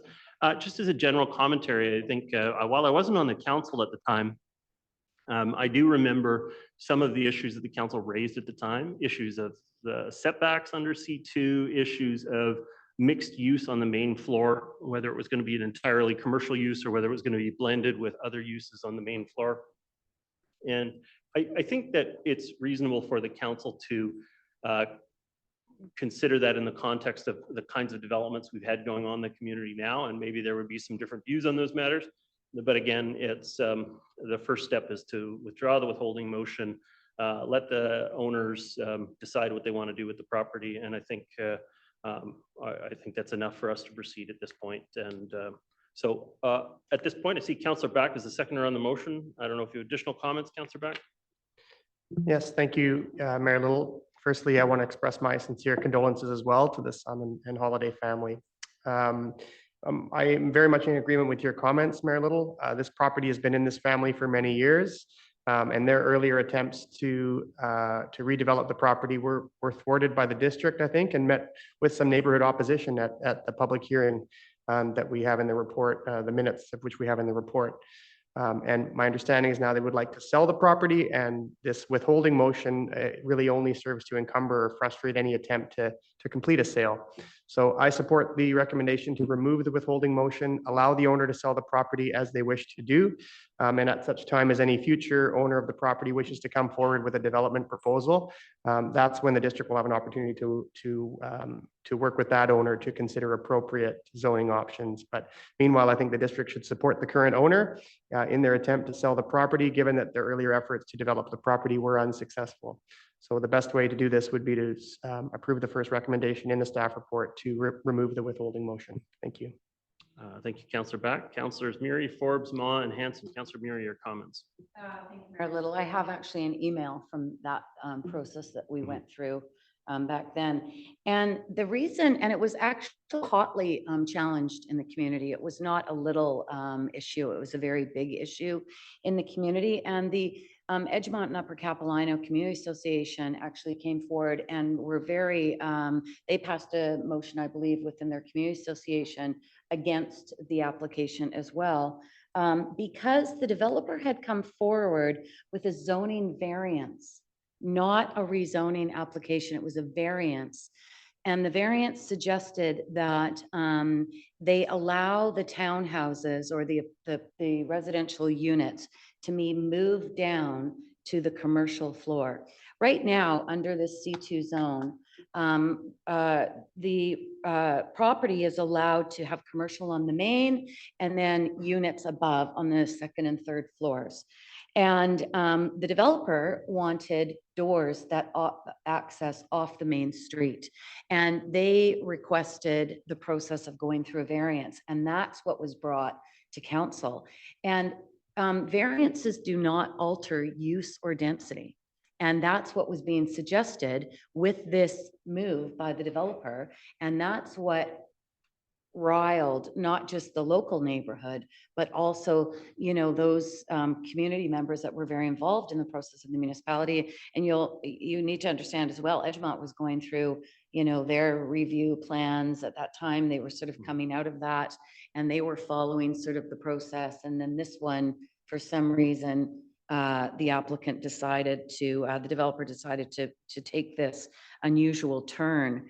And I think that's what failed the project. I think that if there were units above the commercial, if it had just gone through with the straight C2 zoning, I think there are issues with the setbacks, but there may not have been the kind of outcry that there was. I'm torn. I've talked to staff today and I've talked to some of those community members that have a better recollection of it than I do. And I am torn in the sense that the staff recommendation would address the issues of the setbacks. And they're 12-foot setbacks in the staff recommendation. And if I'm wrong, I'd like staff to correct me. My understanding is they're 12 feet, 4 meters. The C2 would allow the setback to remain on the property line. However, the market, I don't think would see, you know, this area as, you know, a full build out of commercial because of the area. So can staff, and I actually had one of those community members bring to my attention on page 4, the graph. Is it greater than or less than the building coverage and the site coverage? Are those brackets in the right position? Can you stop my clock, please? Yes. Sorry, I'm happy to provide an answer, Mayor Little, if that's okay. So the answer, the first question, Ms. Zhang, is are the brackets for the building coverage and the site coverage, are they correct? So Mayor Little, help me with that. Is it less than 90%? Yeah, through your Well, all I'll say, if at this point though, just to be clear, the applicant has applied for this. That motion is not on the floor. The motion on the floor. No, is I know, optional. but I think it's a clerical error in the report, and I think it's needs to be corrected. I thought Mr. Platts pointed that out to me in a call today. So I'm just wondering if staff agree. Are you clear on what Councillor Muir is asking? Yeah, it's I'm happy to provide a clarification. So Tash, could you please put the table on the screen just to share that? And so what through your worship and to Councillor Murray, what is referred to is this table that's shown here is compare the proposed VC zone and then that existing C2 zone. And this is the identical table that you would see in the or the same table that you will see in the report. However, No, mine's different. Yeah, so but this one, I wanted to point out a mistake staff made in producing that table in the report. So under the building coverage and the site coverage, which is the third and fourth row from the title, it should be 80% maximum. So okay, so that clarifies that. That would have, yeah. Yeah. So Thank you. could we, in regards, I understand that the applicant has requested the C2 to remain. I'm just wondering if staff can comment on the issue of setbacks and how we would deal with that in the future in these C2 zones that come up against neighborhoods such as this, because we do have a number of them, and I think the setbacks are woefully inadequate to separate this kind of construction and built form next to the neighborhood. So could staff comment on that? Yes, through your worship to Councillor Murray. So this table do compare what staff were contemplating under the VC zoning versus the C2. The C2 is a very standard zoning, commercial zoning with CRU grades with residential on top. So it does really go into the fine-grained detail about a particular, adjacency or setback. So under the VC zone, what we're proposing is the more restrictive setbacks to provide more transition to the surrounding uses. So if the withholding motion is removed and a proposal were to come forward, there will be a development permit requirements. So someone will need to submit a development permit. And through that process, we could sculpt the building to fit into the contact and to have a better adjacency with the surrounding single-family neighborhood. So Under the C2 zoning. Yes, under the C2 Okay. zoning. And so Okay. we are able to address that through the development permit process. And then the reason that we're saying that we pick up where we left off 10 years ago doing this VC zone is that, we're doing some upfront rezoning work to already embedded those setback requirement in the VC zone. So. Okay, so that gives me comfort that we'll be able to address those issues going forward, because I know that that was a very challenging, I'll take my other 2 minutes. That was a very challenging issue for the local community, as well as the access in and out of the site. But I do think that we need to look at these zones and just understand from the perspective of what is on these zones now. When we downzoned a lot of these areas years ago, it was to protect that. It was to protect the commercial viability of the building. Harry's is just down the street, and that's a very important piece of real estate for the local neighborhood, a local convenience store and a dry cleaners, and I think there's a pizza shop up there as well. And so that was an important amenity, so much so that after that whole discussion occurred, the district went out and began to activate their own rezonings for local convenience stores, like the little corner stores that were disappearing because they were such an integral part of those communities. So we were really working hard to protect that kind of zoning and those services in the community. And I think as we move forward, it's important to make sure that that protection still remains, but that we address the issues that staff have laid out in the VCUC, which I know is their recommendation. But I do see the benefits of some of the wording in that drafted bylaw. But if we can address the existing C2 when a permit was brought in, then I feel comfort that we'll be able to protect that separation between the neighborhoods and the commercial. And I will support C2, and my condolences to your family as well. Thank you very much. Next speaker I have is Councillor Forbes. Thank you, Worship. I think Councillor Murray's kind of got the clarification that I was going to ask. I didn't understand why staff was recommending option 2 either. And as long as, and which is what I thought, basically if the family want, I think the withholding should be removed and let the family do what they want to do with their property. And then if another developer comes along with plans or buys the property and then comes along with plans, at that time, it's like starting new, and we'll be able to deal with setbacks and other things that we want to deal with. So since that's been confirmed, then I just want to say that I'm in favor of option 1 as well. Thank you. Councillor Ma.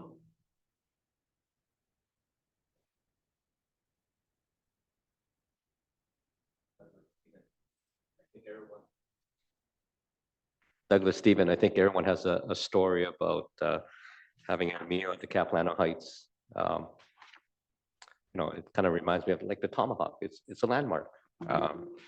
It was one of the places that my wife and I had our first meal when we moved here about 22 years ago. So thank you for that. And I am sad to hear about your loss.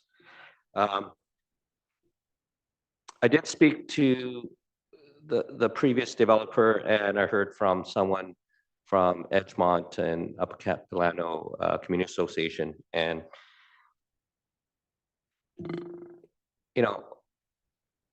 there's a lot of technical issues here, but for me it boils down to, like, even the staff report says that option 1 is the most efficient way to allow redevelopment of the site. So I was trying to reconcile that in my head. But what it boils down to me is, at this point, the situation has evolved over the last decade. And, in this current housing environment, I think we just move on. Like, remove the withholding motion and, let the next person that buys it come forward with a proposal and we'll go from there. Thank you. Thank you very much, Councillor Ma. Councillor Hanson, your comments. Yeah, thank you very much. I don't have too much to add. I agree with the statements that have been made. I appreciate Councillor Mary raising and seeking clarification on the issue of the setbacks. I'm happy to support option one. I'm motivated in part out of respect for the family and their position and the history of the matter bringing us to this point. And I certainly believe option one is the simplest and the most direct route forward in this circumstance. So that will be my position. Thank you. See no further speakers. I'm prepared to call the question on option one. All those in favor? Contrary minded? Motion carries. Thank you very much, Council. Here you go. Okay, Council, as we move on to item 8.4, this is the Economic Development Strategy Interim Deliverable Economic Analysis and Business Engagements Results. I do want to first welcome Nianella and Mike Bohm here to do the presentation. Then I do need to step away from the desk for just a minute, so I'm going to pass it on to Councillor Ma to start the discussion and receive your report, and then I should be back in time to hear the recommendations at that point. So on behalf of the council, welcome. And I believe you have about a 15-minute total presentation on the front end, something like that. I know it's a beefy report, but 15 minutes, appreciate that. Only 200 pages. We're going to fly right through it. Yeah. Every single page. I am sure. Yes. I'll turn over the management to Councillor Ma. Thank you, Mayor Little and members of council. This is an important milestone in our economic development strategy, and we appreciate the opportunity to provide you this very wholesome update.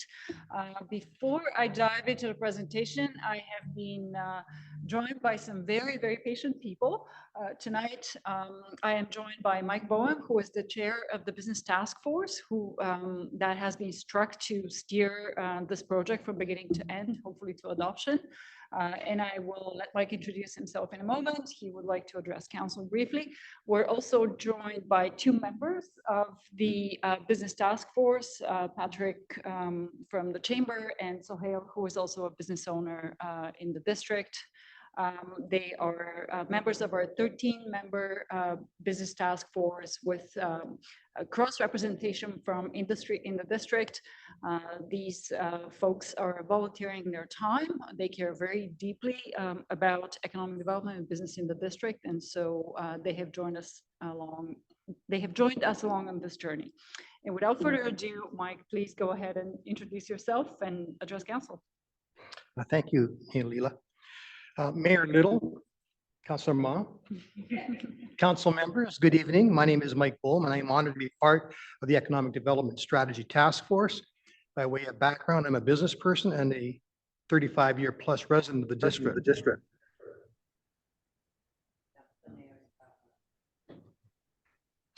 Before I begin, I would like to acknowledge other members of the task force present this evening, including, as Neela mentioned, Patrick Stafford Smith and Sohail Kamal, and other members of the task force who may be joining us online.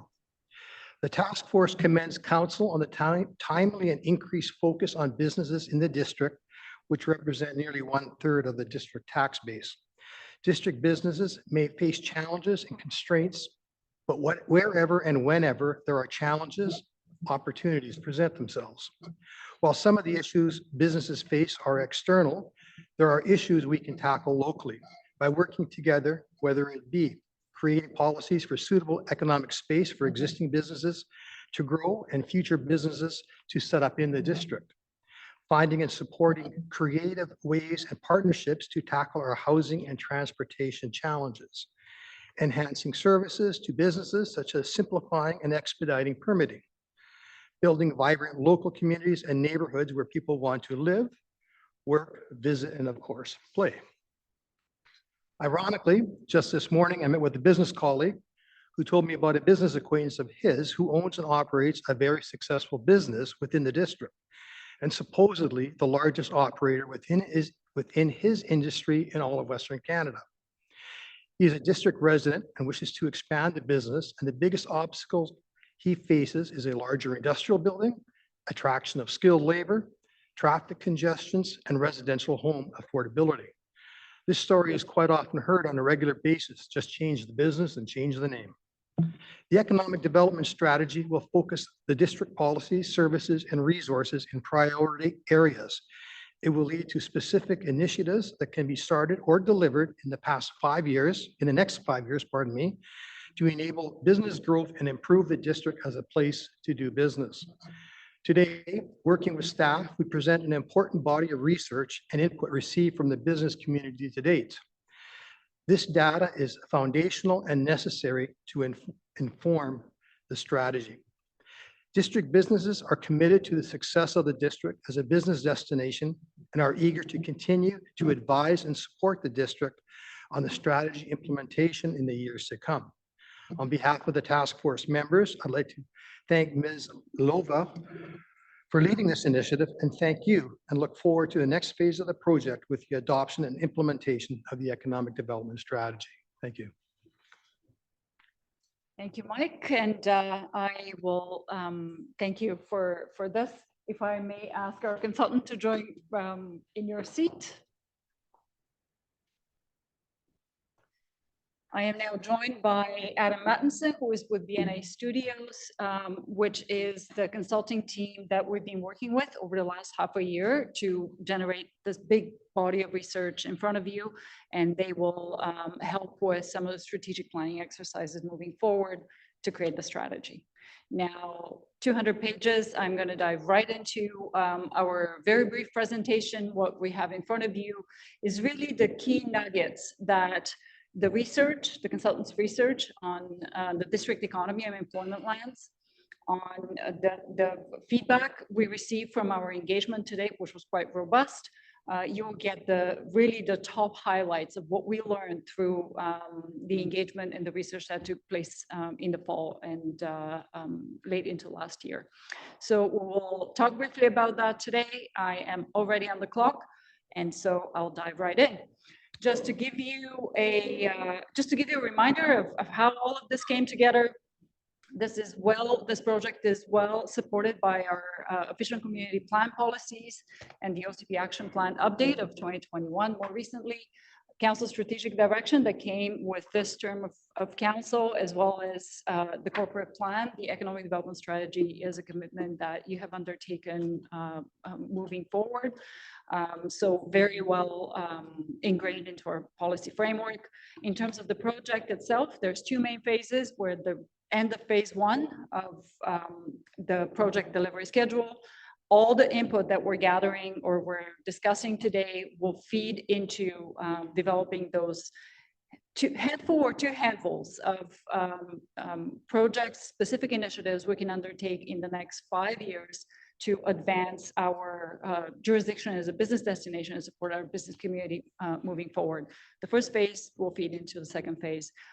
Alongside this work, as I mentioned, we have undertaken robust engagement where we're documenting a lot of the input from the business community. We have had an online survey, which was very well, by all accounts, very well, not attended, but participated in, high participation rates. And as a follow-up, we had some targeted conversations and workshops with businesses to really get down into the nitty-gritty, if you will.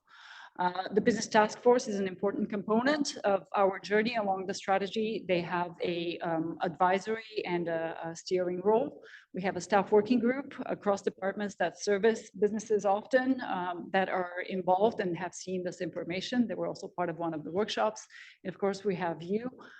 You will have an opportunity to really see what we come up the next time we're bringing forward the project. But now, right into the detail. If you were wondering about the district economy, this is what it looks like. It is very diversified. We have a number of industries represented. The OCP goal for the economy is to be diversified and resilient, and one leads to the other. A diversified economy means that not one sector is dominating the whole community. So the community is not a single sector dependent, and different sectors tend to perform differently during the economic cycle. Visibly, the professional, technical, and scientific job category, if you will, as defined by the North American Industry Classification System, is the largest representative employment category, with about 17%, and then note what one other sector is above 10%.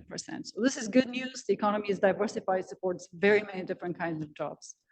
Looking back into our progress over the last 10, 15 years or so, the district has done well. Our key ratios that measure economic health, if you will, have been steadily increasing, which means that we have been increasing our jobs and businesses to accommodate local workers or residents, as well as many workers that actually come across the bridge. As you know, only about 1/3 of DMV residents work in jobs within the DMV that are not work from home jobs. They are places of work. So the other 2/3 commute over to work elsewhere in the Metro Vancouver area. And about 2/3 of the jobs that we have in the district are actually people that are coming from elsewhere in the Metro Vancouver region. So very distributed, moving workforce back and forth. As of the 2021 census, we clocked in at about 40,000 jobs, which is the 2011 OCP projected 36,000 jobs by 2031. So it looks like we've really hit that target out of the ballpark. However, there's a big red asterisk there. And what that means is the 2021 census, if you recall, was in the middle of the pandemic. So a lot of people that had jobs elsewhere said that they worked from home. And so our work from home numbers are 3 times what they were in the last census. So the data is a little bit dubious. So we should not get too attached to it, but there has been, and the trend, maybe that should get me to the next slide. The trend is really for that to subside as people go back to work and are called back to the office. However, some of this will be permanent moves, and you can see that black in the first graph, that black bar is work from home jobs versus the usual place of work jobs, people at offices, commercial places, retail, plants, and so on. The key message from here is that by 2051, our consultants have done the analysis. We will have to add 11,000, just over 11,000 jobs that require a space for people to work at, meaning we need to provide 11,000 jobs for businesses, or we need to provide the space for businesses outside of that work from home trend. Which leads us to the next topic: can we do this? Our employment land supply is extremely constrained. This is not just the district. This is really the kind of the core of the Metro Vancouver region. Employment lands are difficult to come by because developable land is very low. There's no greenfield room to grow industrial or commercial spaces. So in the district, what that looks like, only 15% of our footprint contains developable land, and only 21% of that is designated for employment uses. So very, very constrained. What does that mean for us, and in terms of policy? Where do we put those 11,000 jobs by 2051?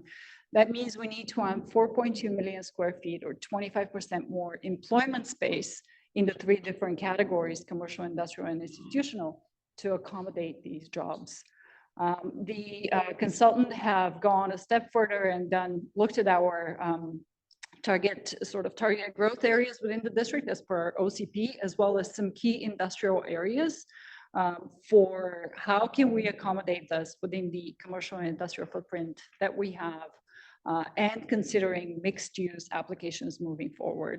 It is interesting that it's on everybody's mind, the new housing targets. We have to, as we implement these changes which are coming, we have to make sure that we provide the space as part of those changes, the employment space, to make sure we have businesses and jobs near where people will going to live. So there is going to be a lot of opportunity in that space, if you will. Moving on to our engagement. As I mentioned, we undertook a robust engagement process. You see some of the snapshots from our kind of in the field impressions from it. There were two pieces of engagement that took place in the fall. We started with an online survey. There were some key questions asked of participants in the online survey. We had, as I mentioned, we had really, really good coverage in the business community. By comparison, we had about 228 business responses. The rest were residents that responded to our survey, but we really targeted the business community, trying to get that engagement going. We had another municipality that has about double of our business base, had about the same levels of engagement. So we felt that we got the business owners to come out and answer our survey and engage in the process. So the key findings from that, on the left, we asked the question, how business friendly is the district of North Vancouver? As many people think that it's business friendly as it is business unfriendly. So there's clearly an opportunity there to improve our service and reach out along that continuous improvement scale, if you will, to specifically to our businesses. In terms of satisfaction with dealing with the district, similar sort of indicator. We asked people whether they were engaged with the district in the last 3 years. And of those respondents, 53% were satisfied working with the district or dealing with the district. And there was a quarter there that were not. So again, leading on to that opportunity for improving our services. We also asked businesses about what they see as their top challenges and strengths and challenges for the district as a business destination. Not surprisingly, quality of life and our proximity to downtown Vancouver were quoted as key key strengths of the district, and it's something to continue to work off of. Our top two challenges were both related to commercial space. So the price and the availability of commercial and industrial space were #1 among the respondents. Then we had some employee access to work and municipal business process, again, as the next opportunity. In terms of what should we focus on to better support business, not surprisingly, transportation and housing solutions is on top. Realizing that the district has a partnership role in many of these areas, more so with housing, less so in transportation, and there has been a lot of movements made around advocacy in transportation. We also push businesses to think about what is within district control. What can the district do to support businesses better? And not surprising, #2 on that list was improved district services and supports to local businesses. So again, that service piece. Close after, employment space, provide for more important space. And right here we had a pop-up, our district villages, town centers and villages, finding that vibrancy within our communities and neighborhoods moving forward. Very similarly, how can the district itself better support businesses? We had that regulatory and municipal processes regulation is right on top. There were some ideas started to coming up through our engagement, and that inevitably led into our workshops.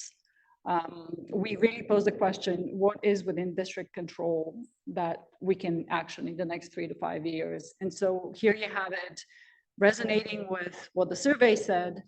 We spoke to about 45 businesses and about a dozen, I believe about a dozen economic development interest holders in the community, our neighboring jurisdictions and others.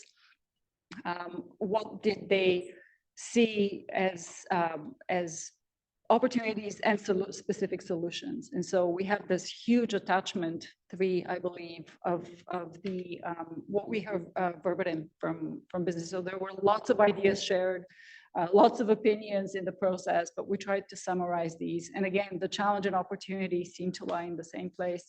Municipal process, transportation, and employment land space or space were really the key areas where we should be focusing moving forward with the strategy. Now, I just mentioned this, I won't repeat it, but what all of this is telling us is we are starting to see priority areas for the economic development strategy sort of bubble up to the top.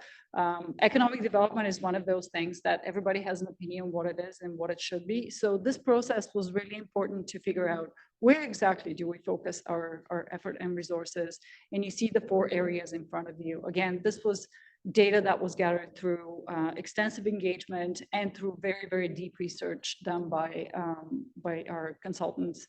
What that looks like as a next step, we're diving right into the strategy development stage. This is the phase 2 of the project. We'll continue to work with the business task force, our consultant as well, to put all of this together into, as I mentioned, we have the priority areas. We're looking at those 2 handfuls of projects and initiatives that we can start or implement in the next 3 to 5 years to advance the district as a business and jobs destination.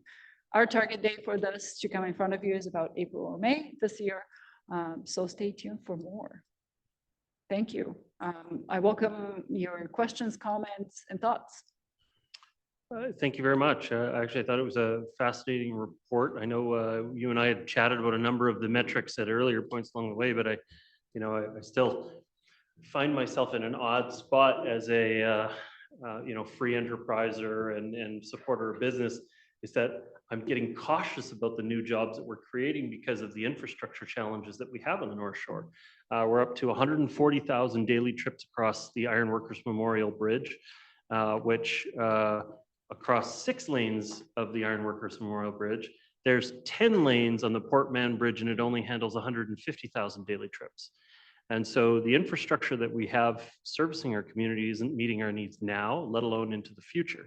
And so it's a challenge to be seeing numbers like 11,000 additional jobs coming towards the North Shore, and with a too low of a ratio of people living and working here or work from home in the mix. And I get nervous about what that impact is going to be on our already inadequate infrastructure.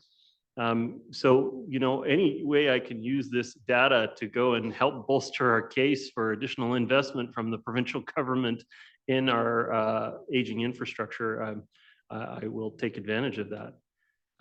It's kind of interesting though, going through the data, what you hear in social media and talking to people in our community so frequently is right now is about the loss of restaurants. And you don't dig down into that sort of granular level necessarily in there. There's a retail component, an accommodation food component, and other pieces in there that sort of cross over. But we've lost 7 significant restaurants in the district, and it's starting to become a big concern in our community. And so as we go into phase 2 of this, we have to talk about what we need to do to address that issue. I know that the provincial regime under BC assessment for taxation of standalone restaurants is punishing restaurants. You have a flexible zone like C9 zoning across Marine Drive plan.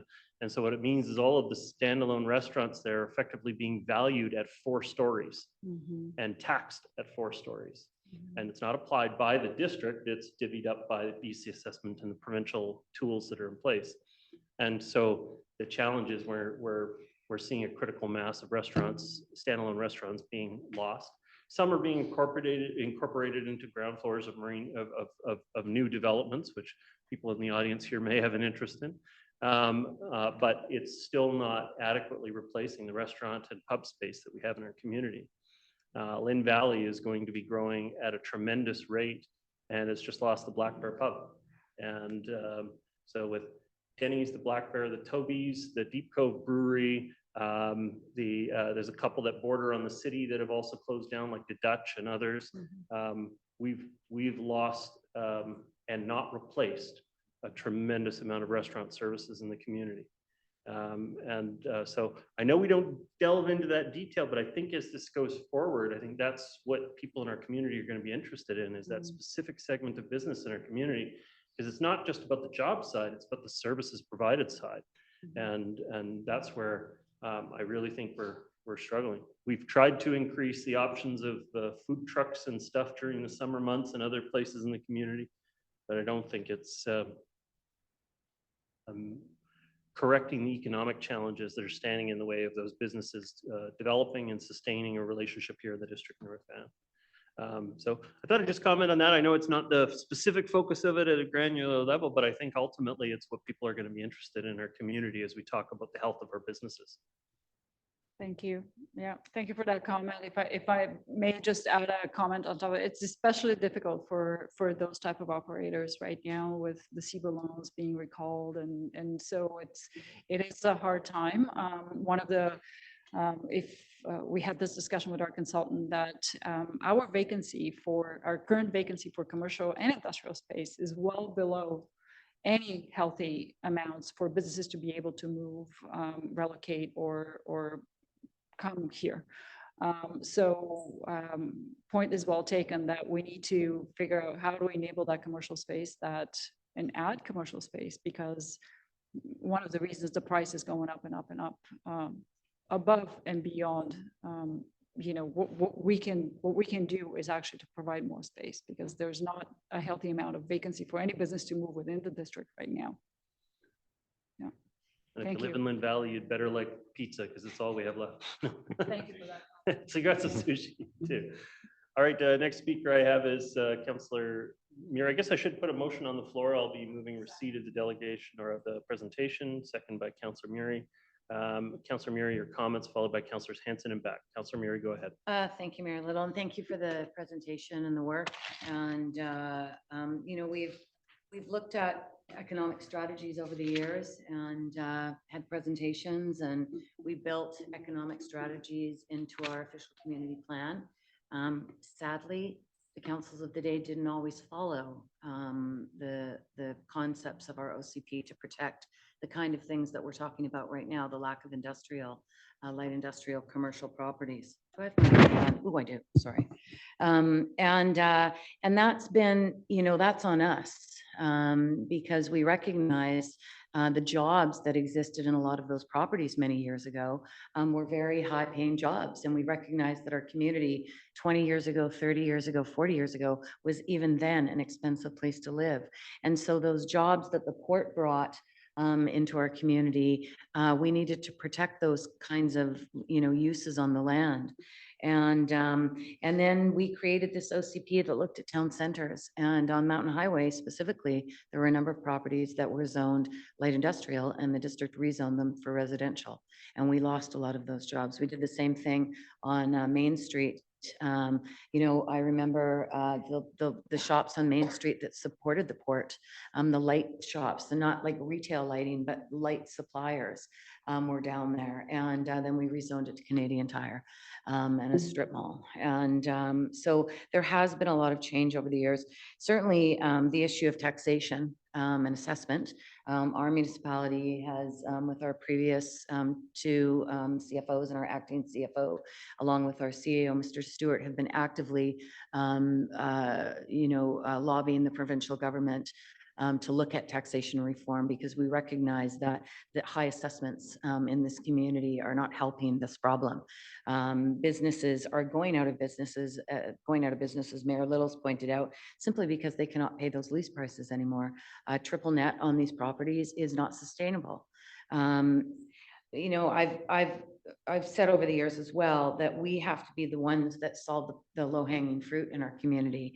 And we, many years ago, made a decision to allow, because we were in high need of daycare spaces in North Vancouver District, we made a decision to allow every zone an ability to have daycare exist. And although that was a very valuable, important decision in regards to looking after children and allowing families to have the two jobs that they needed to exist in this community. Those daycares, because they were allowed in every single zone, they were taking full height industrial space and not allowing any kind of balance to say, let's put the daycare in the back and we'll put the retail full height ceilings in the front. We've lost commercial space. We can drive along Marine Drive, for instance. Marine Drive, we blanket zoned that. That was another huge mistake we made. I was part of that council when we did that. We got no amenity contributions when we were doing that blanket zone. And we did it because we wanted to push car dealerships off Marine Drive and put them down in the Auto Mall, because there was this great big place that was called the Auto Mall. So let's push all the auto stores down there. And that didn't work. We still have, auto, business along Marine Drive. What it did though, and it raised the value of all those units. And we almost lost the Tomahawk restaurant. But through some creative leadership from our CAO and our CFO at the time, working with BCSS, we were able to maintain the existence of another important business in our community. So I'll take my other 2 minutes right now, please. I understand when you say 3 to 5 years, I'm like, oh my God. I mean, I'm going to be here and maybe I'm going to wait it out. I want to see what we do. The 3 to 5 years, I've been here this long. I'm going to wait it out and see what happens. But I think I'd like to see, what the 3 to 5 years looks like. What are we going to do in that time span? But what can we do now? What policy changes can we make now? From our perspective, we can't change, obviously, the system that BC Assessment uses to value land. We can't force the provincial government to look at taxation reform, although we're trying hard to push that discussion. But what can we do right now, even if we were to look at legally non-conforming sites, to be able to offer when a business moves out, to be able to open up that space again to some of those commercial light industrial spaces and get back to a balance. I've also often quipped over the years that the district's pendulum either goes one side or the other. Rarely do we find that pendulum landing in the center, and that's where we need to find ourselves.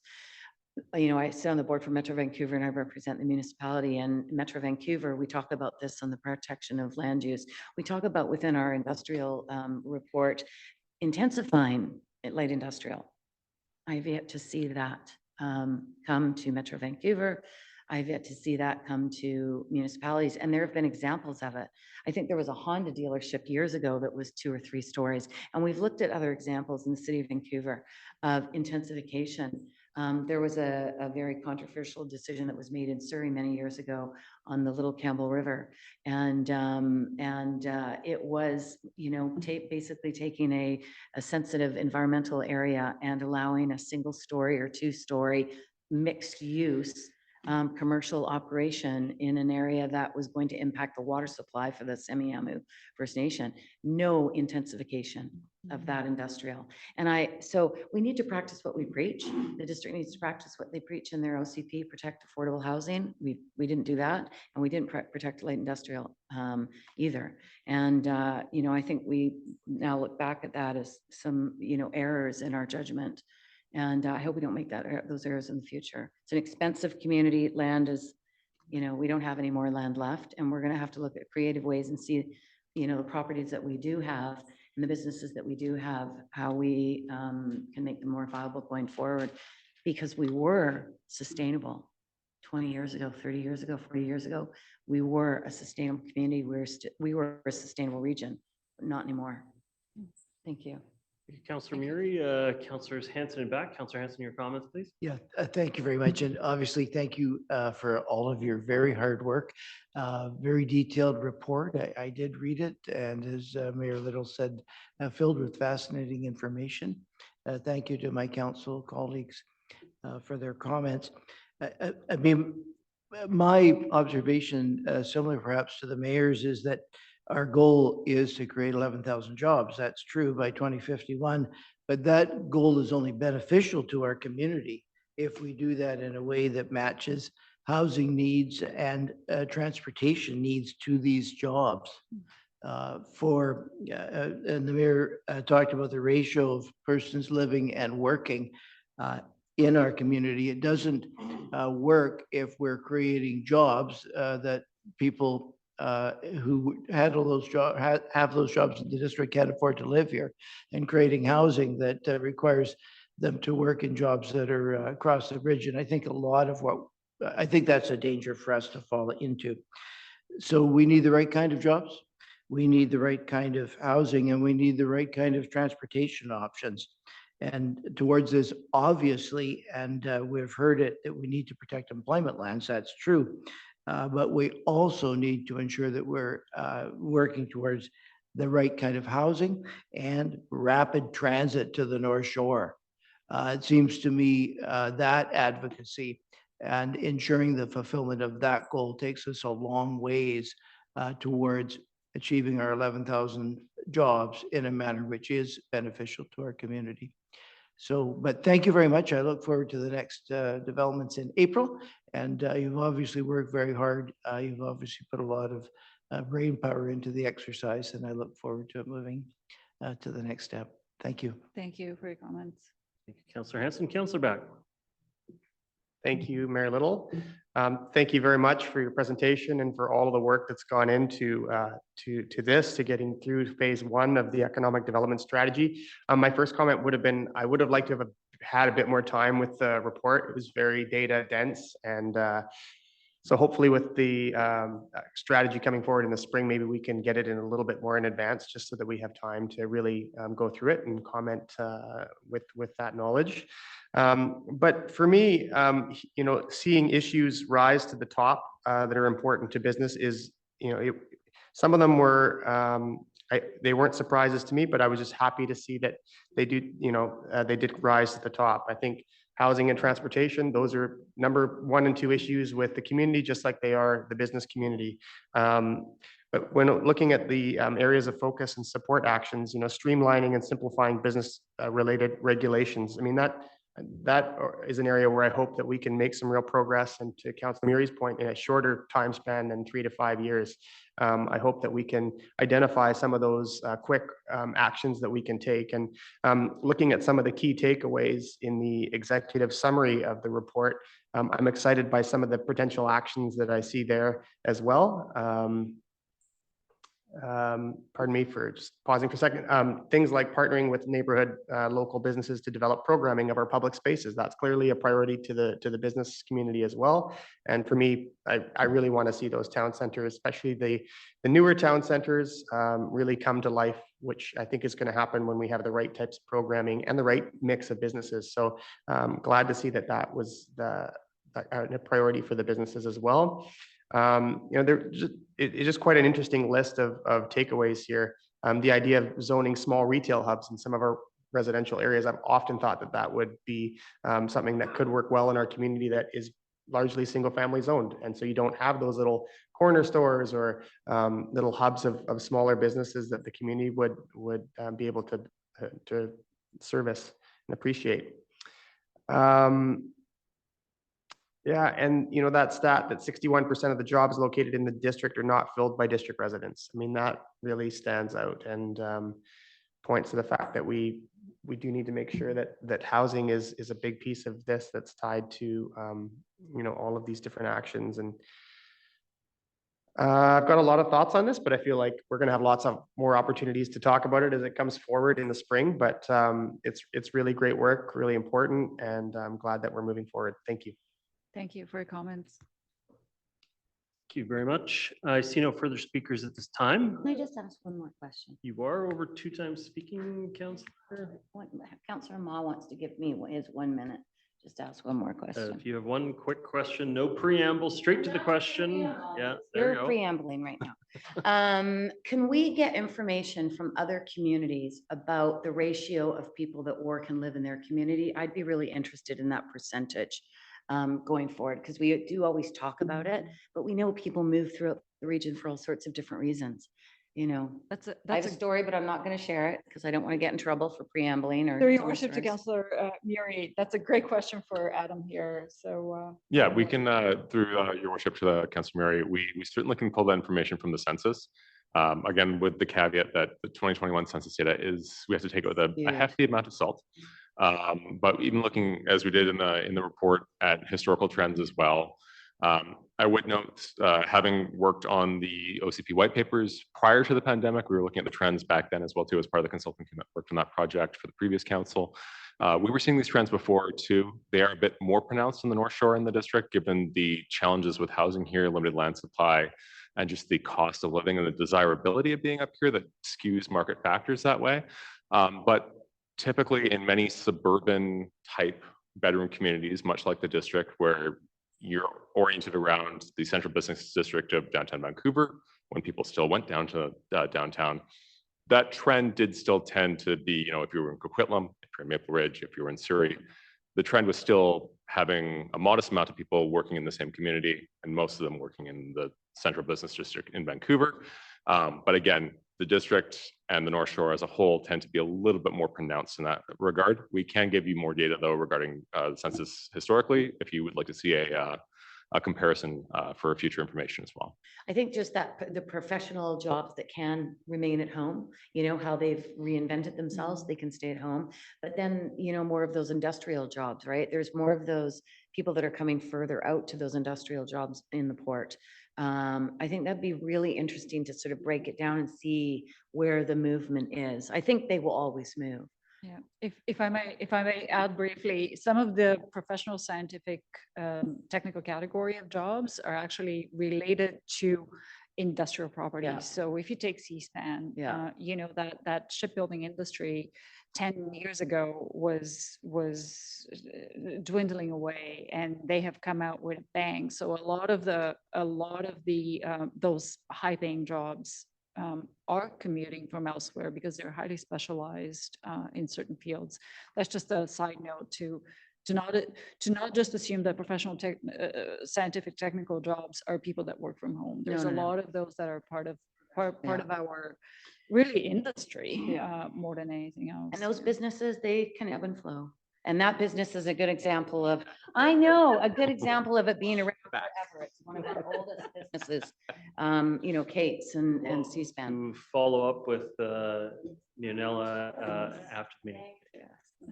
Thank you. Councillor Ma and Councillor Backer, was that from before? Do you have additional comments?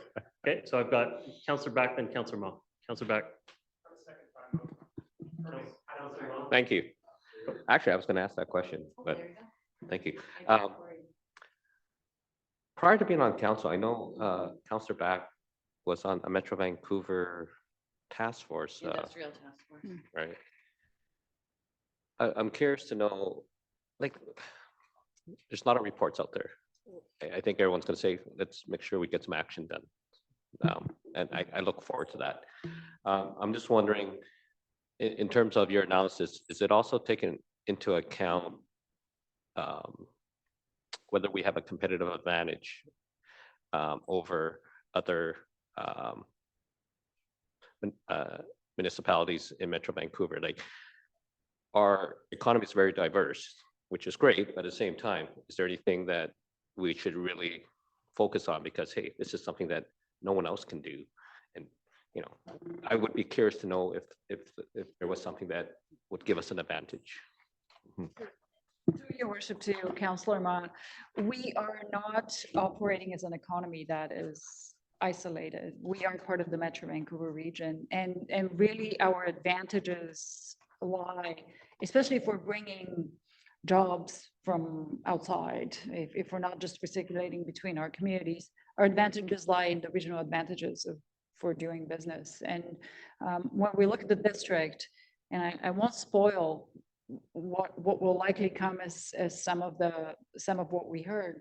There are certain things about the district. We have we have an Arc'teryx here that is here because of a certain brand association with where they're located. So there are certain things to explore around building that advantage or capacity.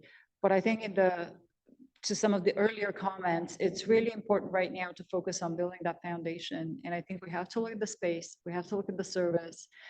And as opportunities come up around building that sector capacity or getting a little more specialized, we can look at that as sort of a next phase, because we can't do everything all at once. So it was really important to stagger that kind of in timeline and really focus on what we can do now.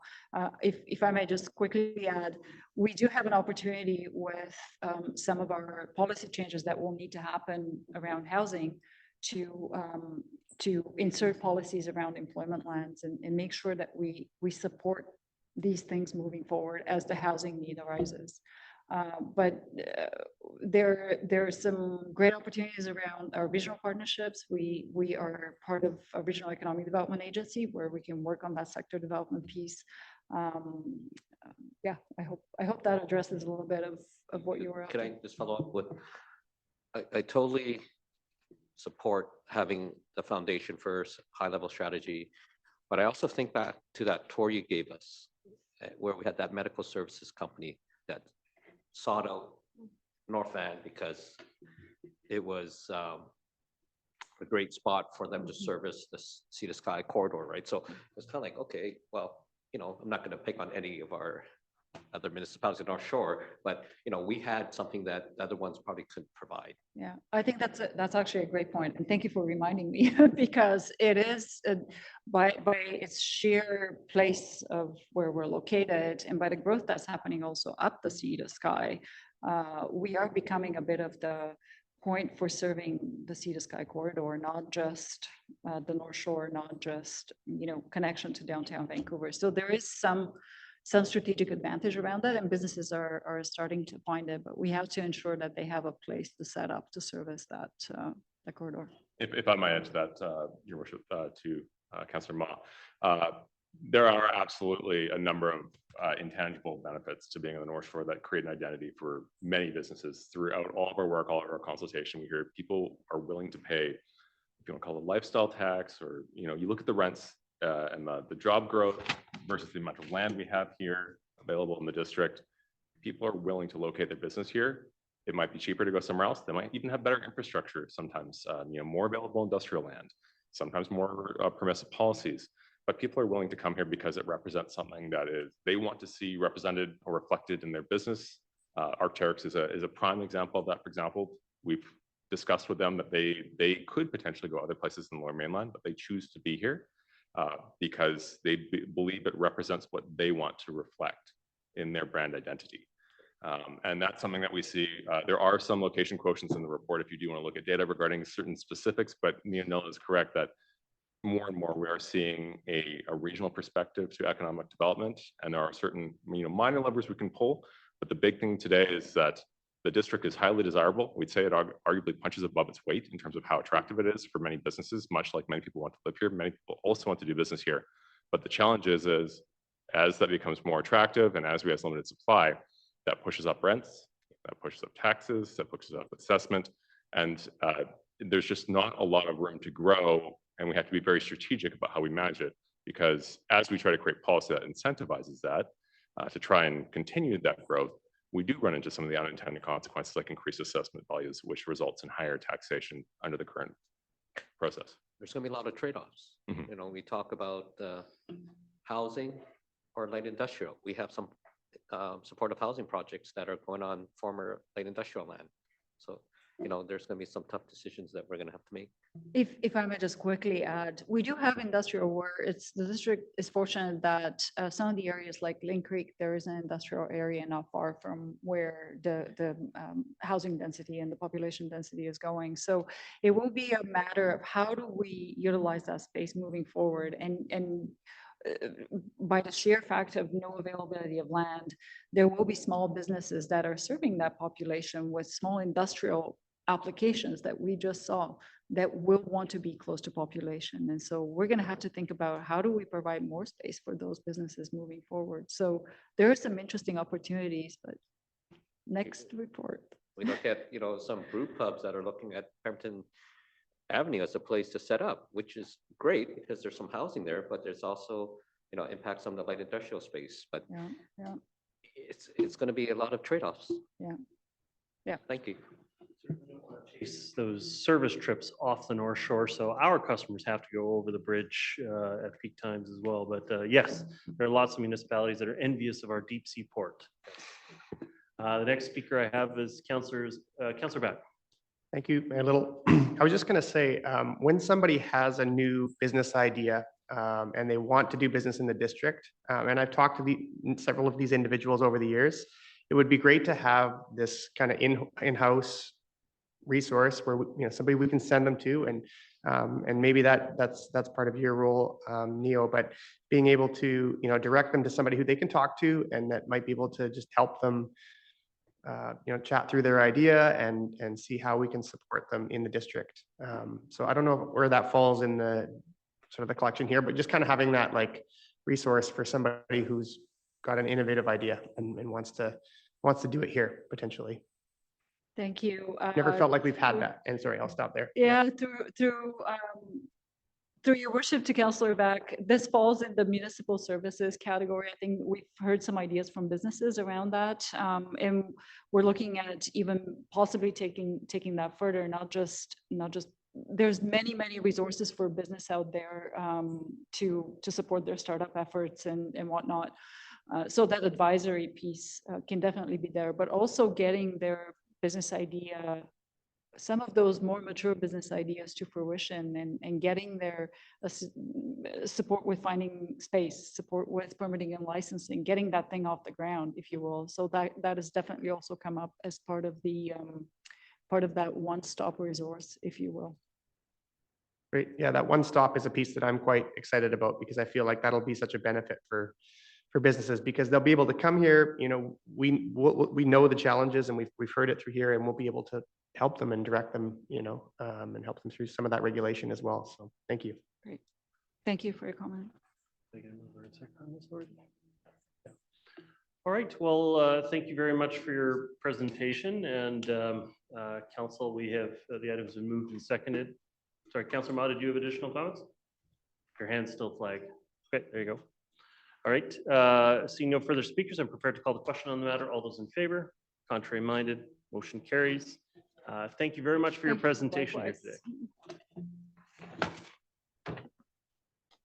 And to your support team. Fantastic job. Thank you.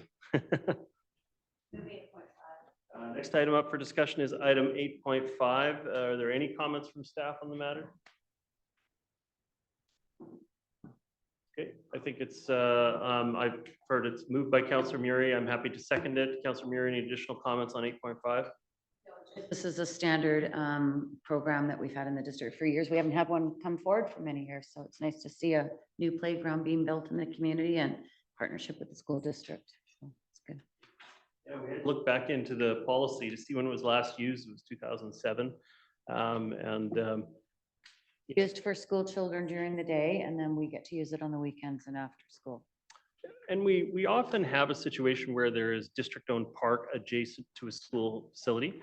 Lots of that happened way back in the day when the district carved off land and basically sold it for $1 to the school district to operate schools. As we developed our neighborhoods, we retained some park space adjacent. This is one of the cases where we don't have the park space adjacent, and so it's done through a partnership with the school district on school district property. And so I'm supportive of the project, and I think the cost is reasonable considering the upgrade that you get. So happy to second the matter. Anybody else wanting to speak on this item? Prepared to call the question. All those in favor? Contrary minded? Motion carries. Okay, thank you very much, Council, for completing the business of this evening's meetings. There is still opportunity for reports. I would just like to make a quick comment and report. We are under strike right now for our transit services currently. And the plan at this point is that that job action, this particular job action, is going to continue till 3 a.m. on Wednesday. Which means tomorrow's workday will be interrupted by on both the bus and the C bus. There has also been an indication that at this time there are no planned pickets at the SkyTrain facilities, but if there are pickets at the SkyTrain facilities, that they will be honored by TransLink staff. There's a lot of misinformation out there. People think this is the bus drivers on strike. The bus drivers are honoring a picket from the supervisory group. And so it's not the bus drivers that are initiating this. They're just honoring the pickets of another group within CMBC, Coast Mountain Bus Company. On the North Shore today, we did have some limited service from the other partner agencies. So Blue Bus Company still continued to function. The community shuttles and the Handy Dart, which operate under different contracts, were also available today and did function today. So as an example, the 214, the 215, they're operated as community shuttles in the Seymour area, and they were still functional today. So these are the 20-footer buses, basically, we're still operating because they're under a different contract group. You know, what we want is for everybody to stay at the table bargaining. They are actively bargaining, and we hope to see a resolution as quick as possible with the least amount of disruption possible, because I know people were really affected by it today. I think the Uber surge pricing from my house to downtown was $150 at one point today. So, you know, I don't know why people won't switch to a bike in that situation for $150 to go down there, but I imagine you have to spend $300 after-tax dollars to do the round trip to and from work. This hopefully will end soon. But that's the report I wanted to give at this point. Councillor Back, did you want to add an additional report?